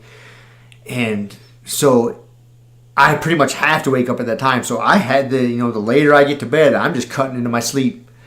And I feel it affects you. Yeah. And then if you're tired, maybe your percentage or likelihood of getting injured is. Yeah. Oh, for sure. Yeah, it's a lot higher. It's a huge recovery factor. Yeah. I mean, honestly, a lot of the obesity epidemic in this country is lack of sleep. I mean, there's some studies coming out showing sleep and it affects your weight, and so it's hugely important, man. But there are those genetic outliers. That's the problem that we have, and especially in today's social media world, is there are people out there who genetically something's different, and they can get by on less sleep. They're able to sleep 4 to 6 hours. And operate fine along with high doses of caffeine and other shit. Like I said, there's a lot of stuff that you don't see through that, but they're the outliers, man. And most humans, most of us are not those outliers. Not those outliers, man. You need that 8 hours of sleep, and if you're not getting it, it will affect you mentally and physically, and definitely fuck up your jiu-jitsu. Good, and we could have a whole episode on that, trying to maximize sleep. But something I like to throw out there for people is stop staring at your phone right before you go to bed. Yeah. That has a big effect, man. Just try it. If you don't believe me, do it. Let yourself stare at your phone, fuck around on your Facebook, your Instagram, whatever, and then shut it off, try to go to sleep that night. Boom, and think about how you feel the next day. Next day, man, be adamant about it. Stop looking at your phone a couple hours before bed. Just be strict about it, man. Just go plug it in, ignore it, and then go to bed. Dude, it makes a difference. You will sleep better. Not having that glowing light in your face, there's all kinds of. They've done all kinds of studies behind it. Yeah, and they got those blue light filters. You can do the blue blockers. You go the Ben Greenfield route and slap on the. Well, no, they have filters on your phone. Yeah, but I still don't think. I do that on my phone, it's a nighttime setting or something. It kind of dips it down. Yeah. I think it still has an effect. I think it does too. I'm just saying, people. There is. Yeah. There's people oh well, I know what you're talking about, Rob. I got this, blocking this app that blocks all the bad lights on my phone. And it's like, man, besides the light, it's the mental stimulation. It's like your brain is trying to get ready to go to sleep, and phones inherently are not about like one thing. Like I like to read before I go to bed, so I've got a Kindle that I read on. But and Kiele she'll read on her phone, and so like that's so that's the thing is like if you're like reading versus like being on your phone in a traditional like what most people think of, I'm surfing the internet, I'm going to Facebook, I'm checking Instagram, I'm doing all this stuff, and now I'm going to shut it off, and now I'm going to try to like shut my mind off and go to sleep, and I've got all these thoughts that I just was it's like watching the fucking evening news, man. Like what a dumbass concept that was, right? Like, hey, right before we go to bed, let's talk about all the worst shit that happened in the world and good night. Yeah, it's like no wonder we fucking grew up, like we became like a nanny state with a bunch of paranoid motherfuckers, I never thought about that. God, yeah, that's a terrible idea. It was all just to sell. And still, like I don't have cable or antenna. But they used to have like the 11 o'clock news at night. Yes, that's probably still a thing. Like local news stations. Yes, they do. Yeah, the local. You still have your local evening news, man. And I know they always have 5 o'clock. That's a common one. But they still have a late night news, man. Yep, jeez. Still got it. And it's I remember as a kid that was like you're staying. Oh, if I got to stay up with the parents and watch 11 o'clock news, the late news, man. That was a big thing. But yeah, what a dumb fucking concept. Just.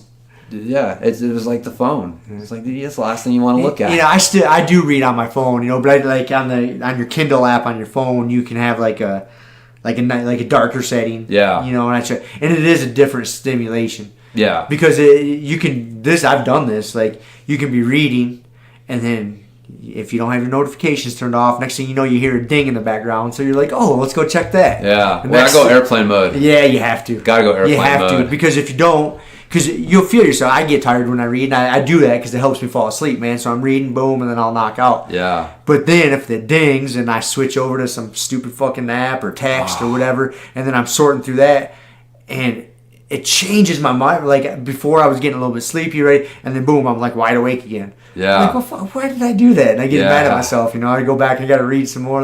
But it does. It really, it's a different, headspace or mental state. For sure. So that's where I read most of my Plutarch stuff. Is right before I go to bed. It's interesting, but it's dry enough where it puts me in the mood to go to sleep. Yeah. I can pretty much read anything. If I'm laying down comfortable and I start reading, it does not take long for me to knock out. I've had some books, dude. Have you ever read the Wool? I know what you're talking about. Oh, the Silo books? Yeah. Oh, dude. Silo 17. The Wool sounds really familiar. It was Wool and Shift and a third book, but it was there were three books that were all actually like collections of shorter stories that he would come out with. But dude, that was one I couldn't fucking stop reading, man. I remember I was on vacation in Oregon riding with my friends, and we were putting in fucking 12-hour, big days riding. Not 12 hours riding, right. Big 4 days, 4 or 5 hour rides, big rides. And man, I'm like, I gotta go to sleep. I gotta go, dude, what's the next chapter? Yeah, so I'm with you, but yeah. Sometimes you'll find a book. You get the wrong book, man, and that's not what you want to read before you go to sleep, because you're like, no way. So yeah, that's a good one, man. If you want a good fiction, your next fiction book that you want to dig into. Oh god, that one is fucking good. Oh, it's so good. Yeah, I think I've read it, man. It sounds really familiar. I bet you if I went and grabbed it and started reading through it, it would probably I'd be able to remember I read this. It's been a long time. Yeah, the little twist of how they got into the silos and all that shit. It's a good book. Anyways, get some sleep. All right, get some sleep and don't read Wool before you go to sleep. All right, so let's say that prevention didn't work. And you got an injury, whether it's an acute injury, right, which you can't avoid, or maybe you're listening to us a little too late and you got some chronic injury that's starting to become a problem that you need to deal with. And so I kind of broke it down into 3 categories, once you have an injury, and this is where the hurt versus injured thing, if you're just hurt and you're not really injured, it means that you can work around it. So there's kind of I call it the workaround phase, where you're trying to work around the injury while letting it, or whatever the problem is, while letting it heal. And so, I don't know, you got any... No, that's important, because you don't want to... I mean, there's sometimes where you're seriously injured and you just can't be on the fucking mat, man. Right, like, there's no drilling, there's no nothing. Like, you are jacked up. But if it's not that bad, you can work it. Like, you should try your hardest to work around. Yeah, you should. And I'm not advocating, like, okay, I'm going to wrestle, but I just have to avoid this position. Like, if you're hurt enough to where you're thinking about that, like, don't live roll. Right. You can drill.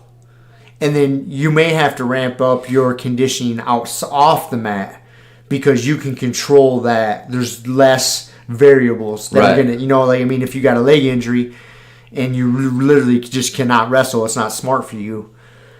And you might be able to drill still, but since you can't get that high intensity type training, something to give you a workout, you can do stuff off the mat with other parts of your body. Yeah. And so... It's important. I think like the thing is like a lot of people use injuries as a chance to be lazy, take time off. I'm going to take time off to let my injury heal, and we just know from experience like 9 times out of 10 you don't come back. Yeah. So if you can do something, if you're able to do something that keeps you involved in the mindset, involved in your tribe, you're going to be way more likely. You're going to get through it faster. I think you having the support, and you're going to be way more likely to stick with it. But yeah, man. But so that's kind of the workaround is where you can still like go, like, you got like a low back that hurts you every once in a while, but it's not a huge issue yet, but you know that you need to be mindful of it and start working on it. So a couple of things I wrote down was change your game. So like this is something like a lot of people they'll have, they'll have a position, they'll have a certain thing that they like to do. And man, a lot of times some of these injuries will pop up because of how much you're using the same positions and the same things. And so using it as a chance to change your game a little to work around it, as opposed to, well, I can't, if I like really, when I first started out, really like doing closed guard. I still like closed guard, but like that was my MO. I'm getting people to close guard. And so, when something happens, I can't get people to close guard. It's not like, okay, well, I'm not going to roll until I'm healed. It's like, I got to work on something else. What can I do that's not close guard and start work? Then it doesn't hurt. What am I able to do that's not hurting the injured part, but still allows me to train and roll and do stuff. And I think that injuries can be a really good learning experience for you if you let them be that. They can open up an opportunity to explore new things that you may not have otherwise explored. What's funny is I was just going to say that, like, there's a lot of times where injuries can be a blessing in disguise. The old adage, trying to make someone life gives you lemons, you got to make lemonade. Yeah. And you're going to get injured in jiu-jitsu. It's almost inevitable, But don't use that as an excuse to I'm just taking time off. I'm not doing shit. No, man, if you work around it and improve other parts of your game, other parts of your physical, your body, like strength in other areas, like you can do a ton of shit. Yeah. Unless your back's broken. You know what I mean? Yeah. You can usually find something. You can find something. Yeah. You use it as an opportunity to better some areas that you've been ignoring. Yeah. That's how you have to look at it. Yeah. You really do. For sure. Don't use it. And man, I think that's such a huge mistake people make is they get really injured and can't train. So they just say they're taking time off and let the injury heal. Cool. But then they eat like shit too. But man, you are doing yourself a major disservice. If anything, putting good fuel in your body is even more important there. Because it's going to allow you to heal faster. Sleep, like those, yeah. That's fun. They all tie together, They all tie together, man. But like getting injured and having to take time off, don't use it as an excuse to be fucking stuffing ho-hos in your face. Right. It's not going to do you any good, man. No. It's going to set you back even further. If anything, you should be like even tighter. More dialed in. Yeah. Because you're not as physically active. And your body shouldn't be struggling to digest this bullshit you're putting in there. It should be focused on healing its injury. That's where the energy needs to be going. That's where the energy needs to be going, not fucking processing ho-hos. So you got something against ho-hos, huh? I do. So, I think that's all that's super important. So, using injuries. I actually don't remember my first injury. I popped my rib. Actually, old Wolf Shirt himself popped it, and I was trying to roll out of a bow and arrow choke during specifical training at Specifical. at Gracie Baja there when we were over there. And dude, it popped my rib. And anybody's ever had that rib pop, man, you know. You are super limited. But I was like, I'd only been coming a few months, and I was like, I'm coming. I am not coming. And it was one of the best things that happened to me on a lot of different levels. But I remember that being one of the big lessons. And Kevin, actually, I remember talking to him, because like people would mount me, and I used to like just bridge like a motherfucker, you know, to when people would mount me and explode. And you can't do that when you got that rib injury. And so, you know, he was the first one who pointed out, well, start working on this other escape. Like, oh, okay. And it was like this like light bulb moment, like, oh, well, if I'm hurt and I can't do this, there's something else you can do. Something else I can do. And and that's how you learn with it. So, yeah, it's been there's an old kind of, I would say, famous story. I forget what the old school jiu-jitsu guy's name is, that had a really bad knee injury. And so that's where he really developed his half guard game. God, I wish I could remember. I'm a little tired from training today, but like a really well-known jiu-jitsu competitor, like he had a fucked up knee for a long time, and so he just worked half guard, because you could do half guard with a jacked up knee pretty good, and just developed a savage half guard game. From an injury. Like he was leading into a big competition. He's like, well, I can't get this fixed now, man. I got to deal with it. Just do it. Yeah. So he went half guard like a maniac. Yeah, man. Now you find that a lot of you got to adapt and overcome. I mean, that's what jiu-jitsu is about, right? Like your opponent, you got to adapt to them. You got to adapt to what life's throwing at you. So it's definitely a big part of it. But all right, so working around it if you're able to can be a good learning opportunity. But let's say that you're hurt, and so now we're getting out, or you're injured, right? So the hurt is, can you still go? You know, and injured is hurt's the phase where you can work around it. You can work around it. I can still go. Yeah, but you start getting out of the hurt phase into injured, like I can't go, coach. You can't go, man. I can't go, man. Yeah, like rolling or drilling or something would just make things worse. I think that's the number one thing for people, is recognizing when that shift happens, because before that, and then once you get the injury, rehab them back to the point, like you do want to be focusing on working on it and working around it and stuff. But man, when you're injured, your number one goal is to heal. That's it. Like, do not do anything that's going to make the situation worse. Do not try to work around it. Do not try to figure out what you can do with it. Because if you go a little bit over that line and you set yourself back, you just fucked yourself even longer. So like your best thing you can do is just let it heal. Like, you know, if you have a lower leg injury, or, you know, a lower body injury, and you can still train upper body or something, that's fine. But you just want to like if you got a knee injury, don't try to figure out like, well, what can I do for this knee right now? It's like nothing. Let the motherfucker heal. That's it, period. And it's a huge mistake people make. They try to figure out, well, how much can I do to not make the situation worse? It's like that you're playing with fire. Well, and that's, I mean, you look at like the wrestling community, you know, wrestlers are just hard, tough motherfuckers, man. And just that sport breeds it, you know, and builds it and learns it. But you see a lot of old wrestlers, dude, walking around not so good, man. Yeah. Like, you know, just barely shuffling around because they were so mentally tough. They could just ignore that kind of shit. And yeah, I mean, if you're at a super high level and you're ignoring it and you're competing and winning world championships, it's different. But most people listening to this are hobbyists. Yeah. And you don't want to get to where you're 60 years old and you can't get around. Right, yeah. You know, like you might be hard-headed enough and stubborn enough to work through it and get to another class or some local tournament. But what are you doing? Or just keep working out. What are you doing, man? Like you're good. No one rides for free. No. You're going to pay a price for that later, somewhere down the road. Just let it heal. That's the best thing you can do. Because there's other shit you can do, man. There's always other shit you can do. Even if it's watching fucking videos, even if it's working on your breathing and meditating and visualization, like if you're truly to the point where you can't physically do anything, there's still shit you can do that will help your jiu-jitsu. So, but it's just, no, man, you got to let it heal. At a certain point, you have to just stop.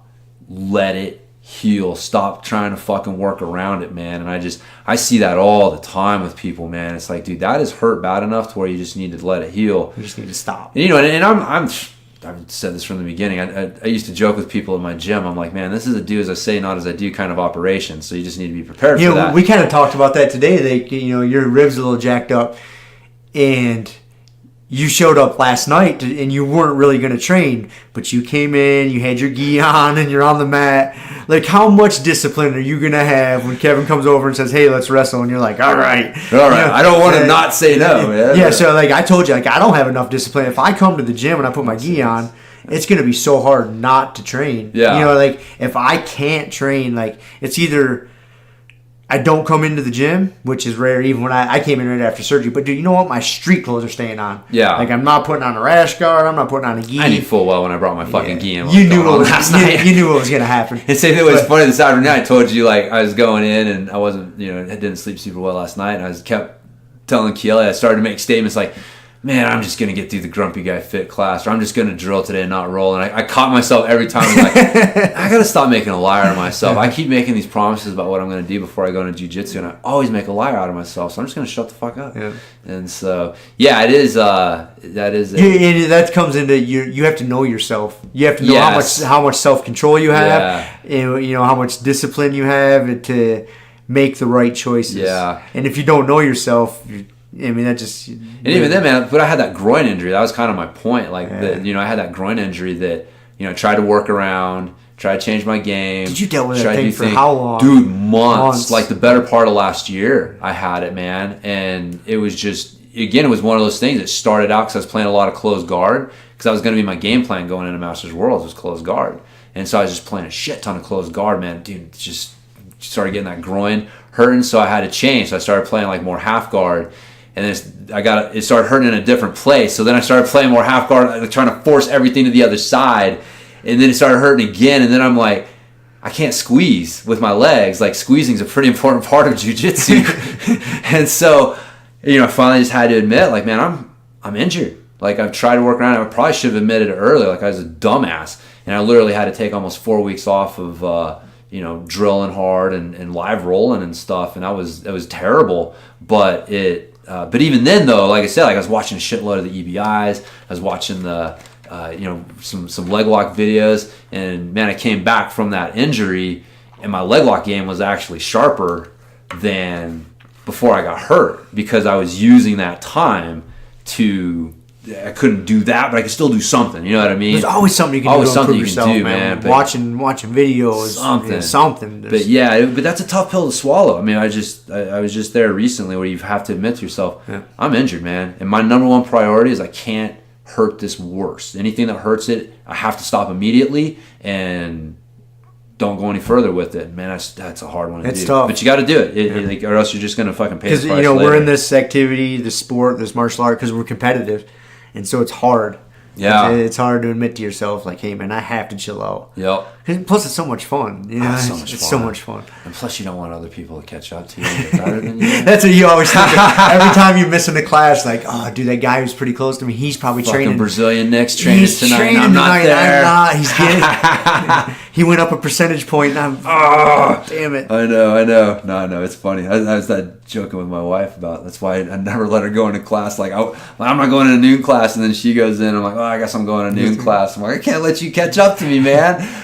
I can't let you get one on me. She's getting there. She is, man. She almost got that toe fall on me today. I was ready to put the smash on her before I tapped to that. I know, man. She gets fucking close. She's going to top me here one day.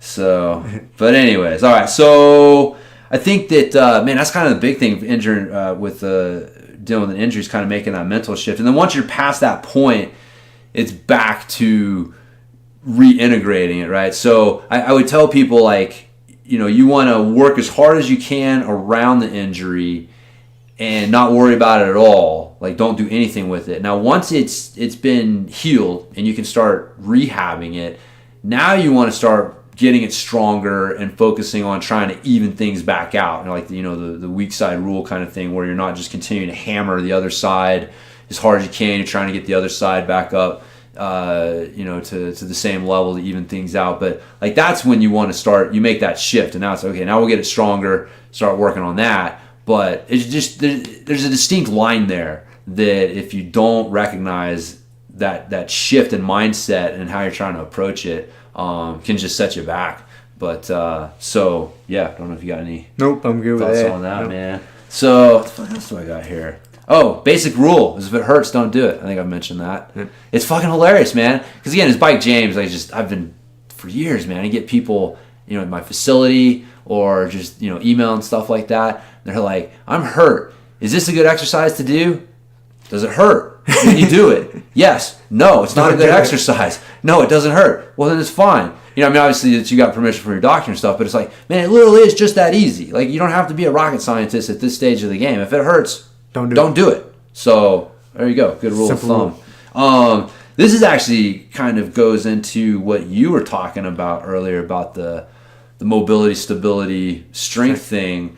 Because you want to approach like rehabbing your injury and getting it back up to speed in that systematic manner. And so I'd actually written it down a little bit differently. With mobility is the first thing. You want to restore the range of motion and your ability to actively control that range of motion.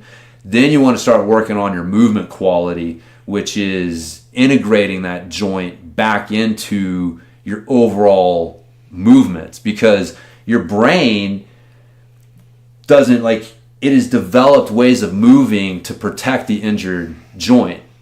And so if you don't take the time to reintegrate, let the brain know, hey, I can go full range of motion on this joint, it's healed again, then your body will hang on to some of those compensations that it picked up. And it's compensations lots of times you don't even realize you're doing. No, you don't even recognize them. You don't even recognize them. You don't feel them. You don't see them. You have no idea they're going on. Just little things, man. And that's where the movement quality kind of comes in, which is different than strength. I think that a lot of people make the mistake of just trying to get stronger. I got to rehab this injury, so I'll do some stretching, get the range of motion, and then we're going to get in the gym and just start trying to get it stronger without going through no, man, you got to go through some sort of reintegrating it into your overall movement patterns. Then start worrying about getting it stronger. Then start worrying about the cardio side of things. So you want to approach how you're rehabbing it from that mobility, movement quality, then strength, then conditioning, cardio aspect is going to be the safest way to do it. So yeah, and I think the way I think about that is more of my me-headed simplified way is, you can't just dive back in full bore. Say you took a little bit of time off and you're feeling better. If you just come back in and try to go 100%, you're putting yourself right back to square one. Yeah, that's basically what you're saying, right? Well, just having a. You gotta have a system. You gotta come back. You gotta come back intelligently. That's kind of like rehab. That's kind of like touching on the next thing, coming back and kind of how you're approaching coming back to jiu-jitsu. I'm talking more you should be doing something specifically to rehab this injury off the mat. You are not going to rehab this injury on the mat. You need to have you're off the mat. You're off. I kind of went to the next step. No, but that's exactly what it is. It's just that, but it's more your off the mat training that you're doing to rehab that injury needs to be following that model rather than I'm just going to start getting stronger. I'm going to get into a bunch of conditioning work because my cardio really sucks now because I wasn't able to roll. It's you need to integrate it back in and kind of approach rehabbing the injury itself that way, and then once then kind of coming back into jiu-jitsu. But one more thing I want to touch on before we get on that. This was my after I smoked a bowl, my note. This is the one with the asterisk. This is the one with the asterisk next to see what this is. Which is ironically enough, careful about using drugs to manage pain. Yeah. You do ibuprofen and stuff like that. Tylenol, you should not be needing to take those things on a regular basis to get through your training sessions, either on or off the mat. And man, you want to treat opiates like the fucking devil, man. Honestly, dude, avoid those things like the fucking plague. Yeah, if you don't, you don't have to have them. Any of that shit, man. Dude, you don't have to have them. Yeah, man. I don't give a fuck what you say. Somebody can argue with me, dude. You don't have to have those. No. I'm not passing judgment. You just need to know what you're dealing with, right? It's you're dancing with the devil. You're dancing with the devil. I've seen one too many of my friends get addicted to those fucking pain pills, man. They literally, I've had to visit friends in rehab because they started out with those fucking opiates, man, with the Vicodins and the Tramadols, the Vicodins, and they just start ramping it up. Like, it's common in a physical sport like this where people getting fucked up all the time. It's because they hand those things out like they're candy, dude. Yeah, man. Dude, it is nothing. Like, if I go to the doctor tomorrow and tell them I'm, hey, I kind of hurt myself, dude, they will write you a prescription for 100 Vicodins like that with 10 fucking refills. Like, without blinking an eye. Yeah. And, dude, you can just be mainlining those things and just go back, refill. And they don't care, dude. And you will, dude, it's bad. Bad deal, dude. Yeah, like, so just be careful with it. It's like that's a serious thing, man. Like I've seen it literally, like no exaggeration. I've seen several of my buddies fucking get hooked on them things. Yeah, like got to take the pills out of their cupboards. Like, dude, you're done taking these. Like that's it, man. Like, that's like the dirty little secret in like the NFL and stuff is like all those dudes are hooked on pills because they're so beat up all the time and they're using the pills to manage the pain and then they get hooked on them. So it's like. Yeah, just really careful. Because one, like ibuprofen and Tylenol have long-term health effects. You don't want to be taking them on a regular basis. And then there's health effects to taking the opiates as well, plus the addiction possibility. And yeah, so just that was so there you go. That was my insight. Now, I want to back up to the other one that we're talking about, rehab. Just from my experience, something I learned with my knee surgery. So for the first person I went and saw for rehab exercises, like an actual physical therapist for rehab, dude, these people were fucking terrible, man. They, because your insurance only covers certain kinds of people. Like, I had this one girl I go to who's awesome. Like, she's an athlete. She does CrossFit. Right, yeah. She knows I'm an athlete. She treats you like that. But like, my insurance wouldn't cover her. And so I was like, all right, well, I'll go to these people. And these fucking people I was going to, dude, they're treating me like a senior citizen. And I told them, like, hey, because that's basically what was in there, and like, I was like, no, I'm like, treat me like an athlete. Like, we need to rehab this fucking thing. And dude, they were just like, treat me with kid gloves, and I like this. And finally, like after like 2 weeks of it, 3 weeks, I went and saw the girl that I trusted, and I just started paying out of pocket for it. Like, I didn't care because I was like, I went and she did an assessment, and she's like, you are behind where you should be. And I told her what they were doing. I was like, dude, and she's like, no. Well, what is that? They have protocols. They have for standards. Insurance. Yeah, that's all they're trying to do. And so is be hit mindful those of standards so they can collect the insurance, and that's all they're looking at for a lot of these places. They're not like your general practitioners and your people that, man, they don't treat you like an athlete. And, finding someone. I'm not a fucking high level athlete. I'm like a weekend. I would call myself as like a weekend warrior. Like, but. I'm not like, whenever you get hurt and you go see a doctor, like their first thing is like, well, stop doing that. Like, well, dude, eat a bag of dicks. I'm not just going to stop being physical. I'm not going to live my life on the couch in a bubble. Like, I'm going to be physically active. Yeah. So that's the deal. And that's, this one girl I go to, man, she's awesome. And she was pushing my limits. Like, dude, I'd go see her for a session of, physical therapy, dude. And I was zapped for the day. Like, she was fucking murdering me. Yeah. But my leg got stronger and I felt better, Yeah. And I, like, after, like, one serious session with her, dude, it was nowhere near. Like, I'd get done with these other jokers, and I was, like, I feel like it didn't do anything. Yeah. And I got done with her, and she's like, that's how you should be feeling every time. Like, when you're coming back, because you lose your muscle so fast after a major surgery like that. She's like, you should be feeling like this every time.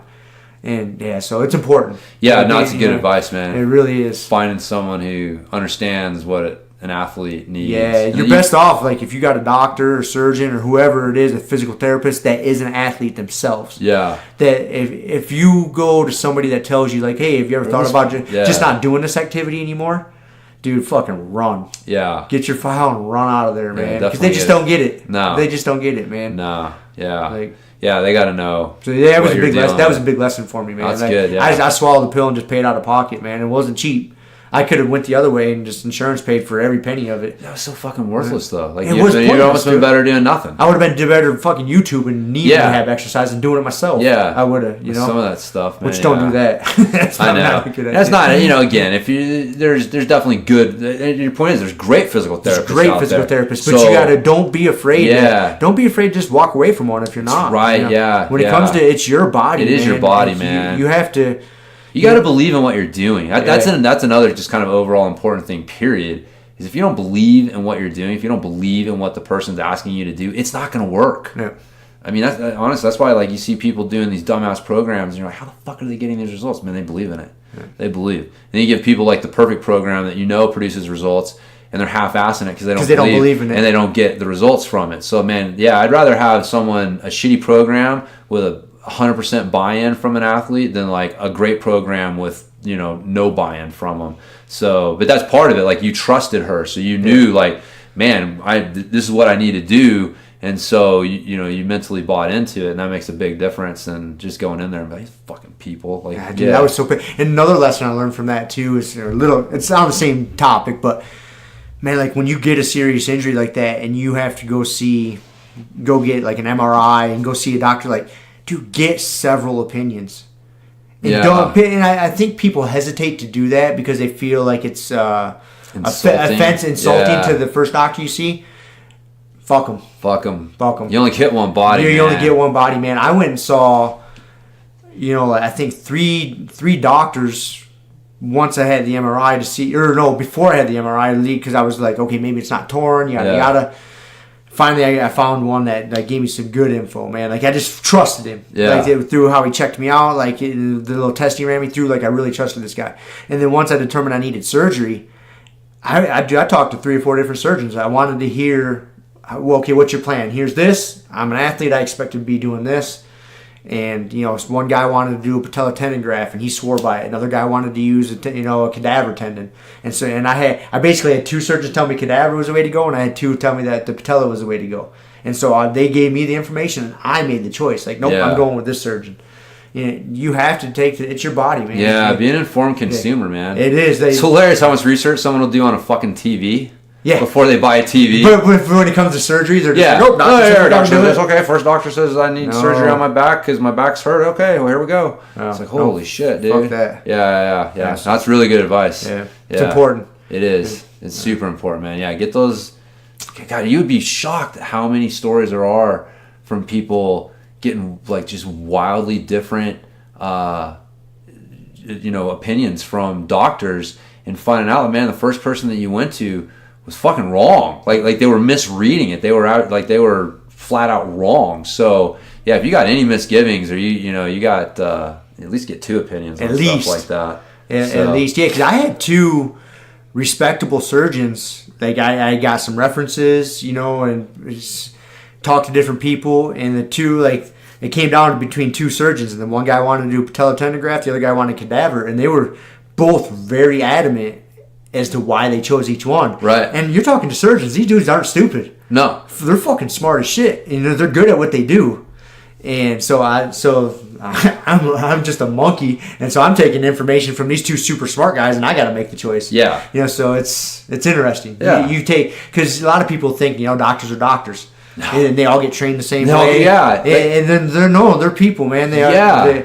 And I had 2 super smart guys telling me exactly opposite things, man. Yeah. Because the guy who liked the patella graft was dead set against cadaver, and he had a whole fucking list of reasons. He's like, I like this because of this, and this, and the other dude was the opposite way. Yeah. And I was like, huh. All right, well, let me do a little fucking research and sort this out, But, yeah. It's important. It is important, man. Yeah, educate yourself because you definitely don't want to find out they fucked up. You only get one body. You only get one body, man. Only get one body. Until we get to be like cyborgs, to where we get like fucking robot. With your robot eyes. I want a robot eye. That's right. You got the robot eye that surfs the internet with a patch over it. Yeah, my internet eye with a patch. It's coming. One day, buddy. All right, so bringing this to a close. We're coming back from our injury, right? We're back. We're healed. We're coming back to jiu-jitsu. And so I think you were kind of touching on this. Like, first thing I got, man, is like, 1, learn your lesson and don't make the same mistake, for Christ's sake. I mean, it drives me nuts to watch people. It's like, dude, like, did you not figure out that, like, you're too tight? Like, start fucking stretching, man. Like, how many times you see people who, like, and it's not always the same injury, right? Like, maybe, like, my back went out. Now my neck went out. And then, kind of, sprained this a little bit. And it's like, but man, like, the underlying thing here is that you're really tight and you need to stretch. You're not learning your lessons from these injuries. So learn your lessons, man, and don't make the same mistake. I think is a big thing. And then 2, you touched on manage your expectations. Yep. Like that's a huge one. Is like you're just not going to be rolling at the same level as you were. Your timing's going to be a little off. You're not going to be quite as strong, so maybe. Manage your expectations and don't make up for your lack of like timing and just like beast mode and stuff. By beast mode, just by sheer fucking will and intensity. Exactly. It'll come back. I mean, dude, it's funny. Like Tim, who we fucking both love. He kind of went through this. It wasn't an injury, but he had a long just left whatever before he came back to training. And dude, he took his lumps like a champ. I mean, I tapped him with a foot lock. He had some other people who really had no business giving him any problems. His timing was off and stuff, and he's just patient with it. Good old Tim, showing up, smiling, having a good time, and now he's right back to kicking the shit out of everybody. So it will come back, but you have to manage your expectations. And if you try to come back and you're like, oh god damn it, like that dude who was a white belt when I stopped training and is now giving me problems, and you let that fuck with you, it's no good. But manage the expectations, and also managing your volume and intensity. I think that's the other thing, is realizing like you're not going to be able to roll at the same intensity level and for the same volume. So like the amount of rounds you're rolling or the amount of classes you're going to. So don't try to just come back and pick right back up where you left off. You're gonna just re-injure it or get a different injury. Yeah, like it's gonna happen. I've seen that happen a million times. Yep. So and that kind of comes into like the body awareness thing for sure. When you start feeling really tired, maybe you think mentally you should be doing some more rounds. Dude, you should always walk away from a training session thinking, I could have done a couple more rounds. Yeah. Well, another round or two at least. Because if you're just taking yourself to that fucking breaking point every time, something's going to break. Yeah. So you leave a little bit, wanting a little bit more. Yeah. That's good. No, well, because basically at this point we've come full circle. Like now you're back to the prevention stuff. Like you should be. Yeah, because basically what I just said is kind of back to prevention. Side of it. Yeah, exactly. You're coming back in, but you're also now preventing it from happening again. Yes. You learned your lessons, you're preventing it happening again. Yep. So it's kind of this little circle thing. Like I said, if you play your cards right, you're going to avoid the vast majority of the injuries, but you're going to have to deal with acute injuries here and there. And like for the fingers, man, those fingers were fucked. I had to take time off of rolling. Your hand's still a little, no, that's not too bad. No, not too bad. I got my knuckles back. Still but it was one of those things, like if I tried to train around that, I would have made the situation worse. I just had to take a week or two off, do what I could, but now I'm back to the prevention stuff. So it's a never-ending cycle. Never-ending cycle. So, yeah, man, well, hopefully people got some good kind of insights. Dude, I think we stayed on topic pretty good. We did. We did like an hour, man. Like at least an hour on top. Yeah. That's probably a good record for us. That is a record for us. That'll make up for our quote-unquote cardio training. I had some questions about that. We might go back to the cardio training. Yeah, I think we need to. On next episode. We need to dig into so that. Actually, this is 15. So the previous episode, which is 14. No. Yeah? Yeah. Yeah, because we just did 13. 13 was the cardio. Yeah. So I'll revisit some of my cardio questions in 14, I think. Yeah, maybe we'll do 14 as like cardio and take 2. Since we didn't talk about Yeah, we'll actually talk about more cardio. That's probably not a bad idea. So we'll see. But cool, man. Well, that's all I got. So it's time to eat dinner, man. I said it's time to eat dinner and watch some Lego Batman. Yeah, I bet your kids are probably hungry. They probably already ate. Nah, dude, we eat pretty late, dude. Yeah? I mean, it's 8 o'clock here, so usually we get back from jiu-jitsu. And it's nothing for us to be eating dinner like 8:45. Oh, that's good. 9 o'clock. So I thought I was fucking up the Wilson system. Hell no, dude. We are definitely we're up because we train at night, and then dude, if we don't have to get up to take Shiloh into school, it's like we'll sleep in until like 7 or 8 in the morning. But it's just because we're training hard at night. So. All right, let's bring it to a close. Appreciate you guys listening. You can find us on iTunes, Podbean, Stitcher, Spotify, iHeart. Everywhere that you find podcasts, we're there. You can sign up for podcast updates. Go to GrumpyGuyBJJ.com. Sign up for podcast updates. We got a cool kind of BJJ improvement starter kit that we put together that we're always adding to. We just added our Ashi Garamiworkshop straight ankle lock workshop to it, so you get a couple workshops and a workout, and really I think that thing's pretty cool, man. That's starting to become a pretty badass starter kit. Yeah, man. It's free. Sign up, man. You don't find anything like that. There's some good info in there, dude. Yeah. Especially we added that new, Ashi Garamiworkshop stuff to it. Like, dude, that's a pretty solid All you got to do is sign up, man. Put your email in there. Yeah. Like, it's pretty badass. Yeah, I think so. I think so. I must say, I want to create something we're a little biased, but... well, it's things like, I mean, honestly, I went into it wanting to create something that I thought was going to be cool. Yeah. You know, I'm like, oh, man, what would I want to sign up for? So, I don't want to put out bullshit. No, man, no. That's important. That's important to me, man. Yeah, I want to help people and get some value out of it, you know? Yeah.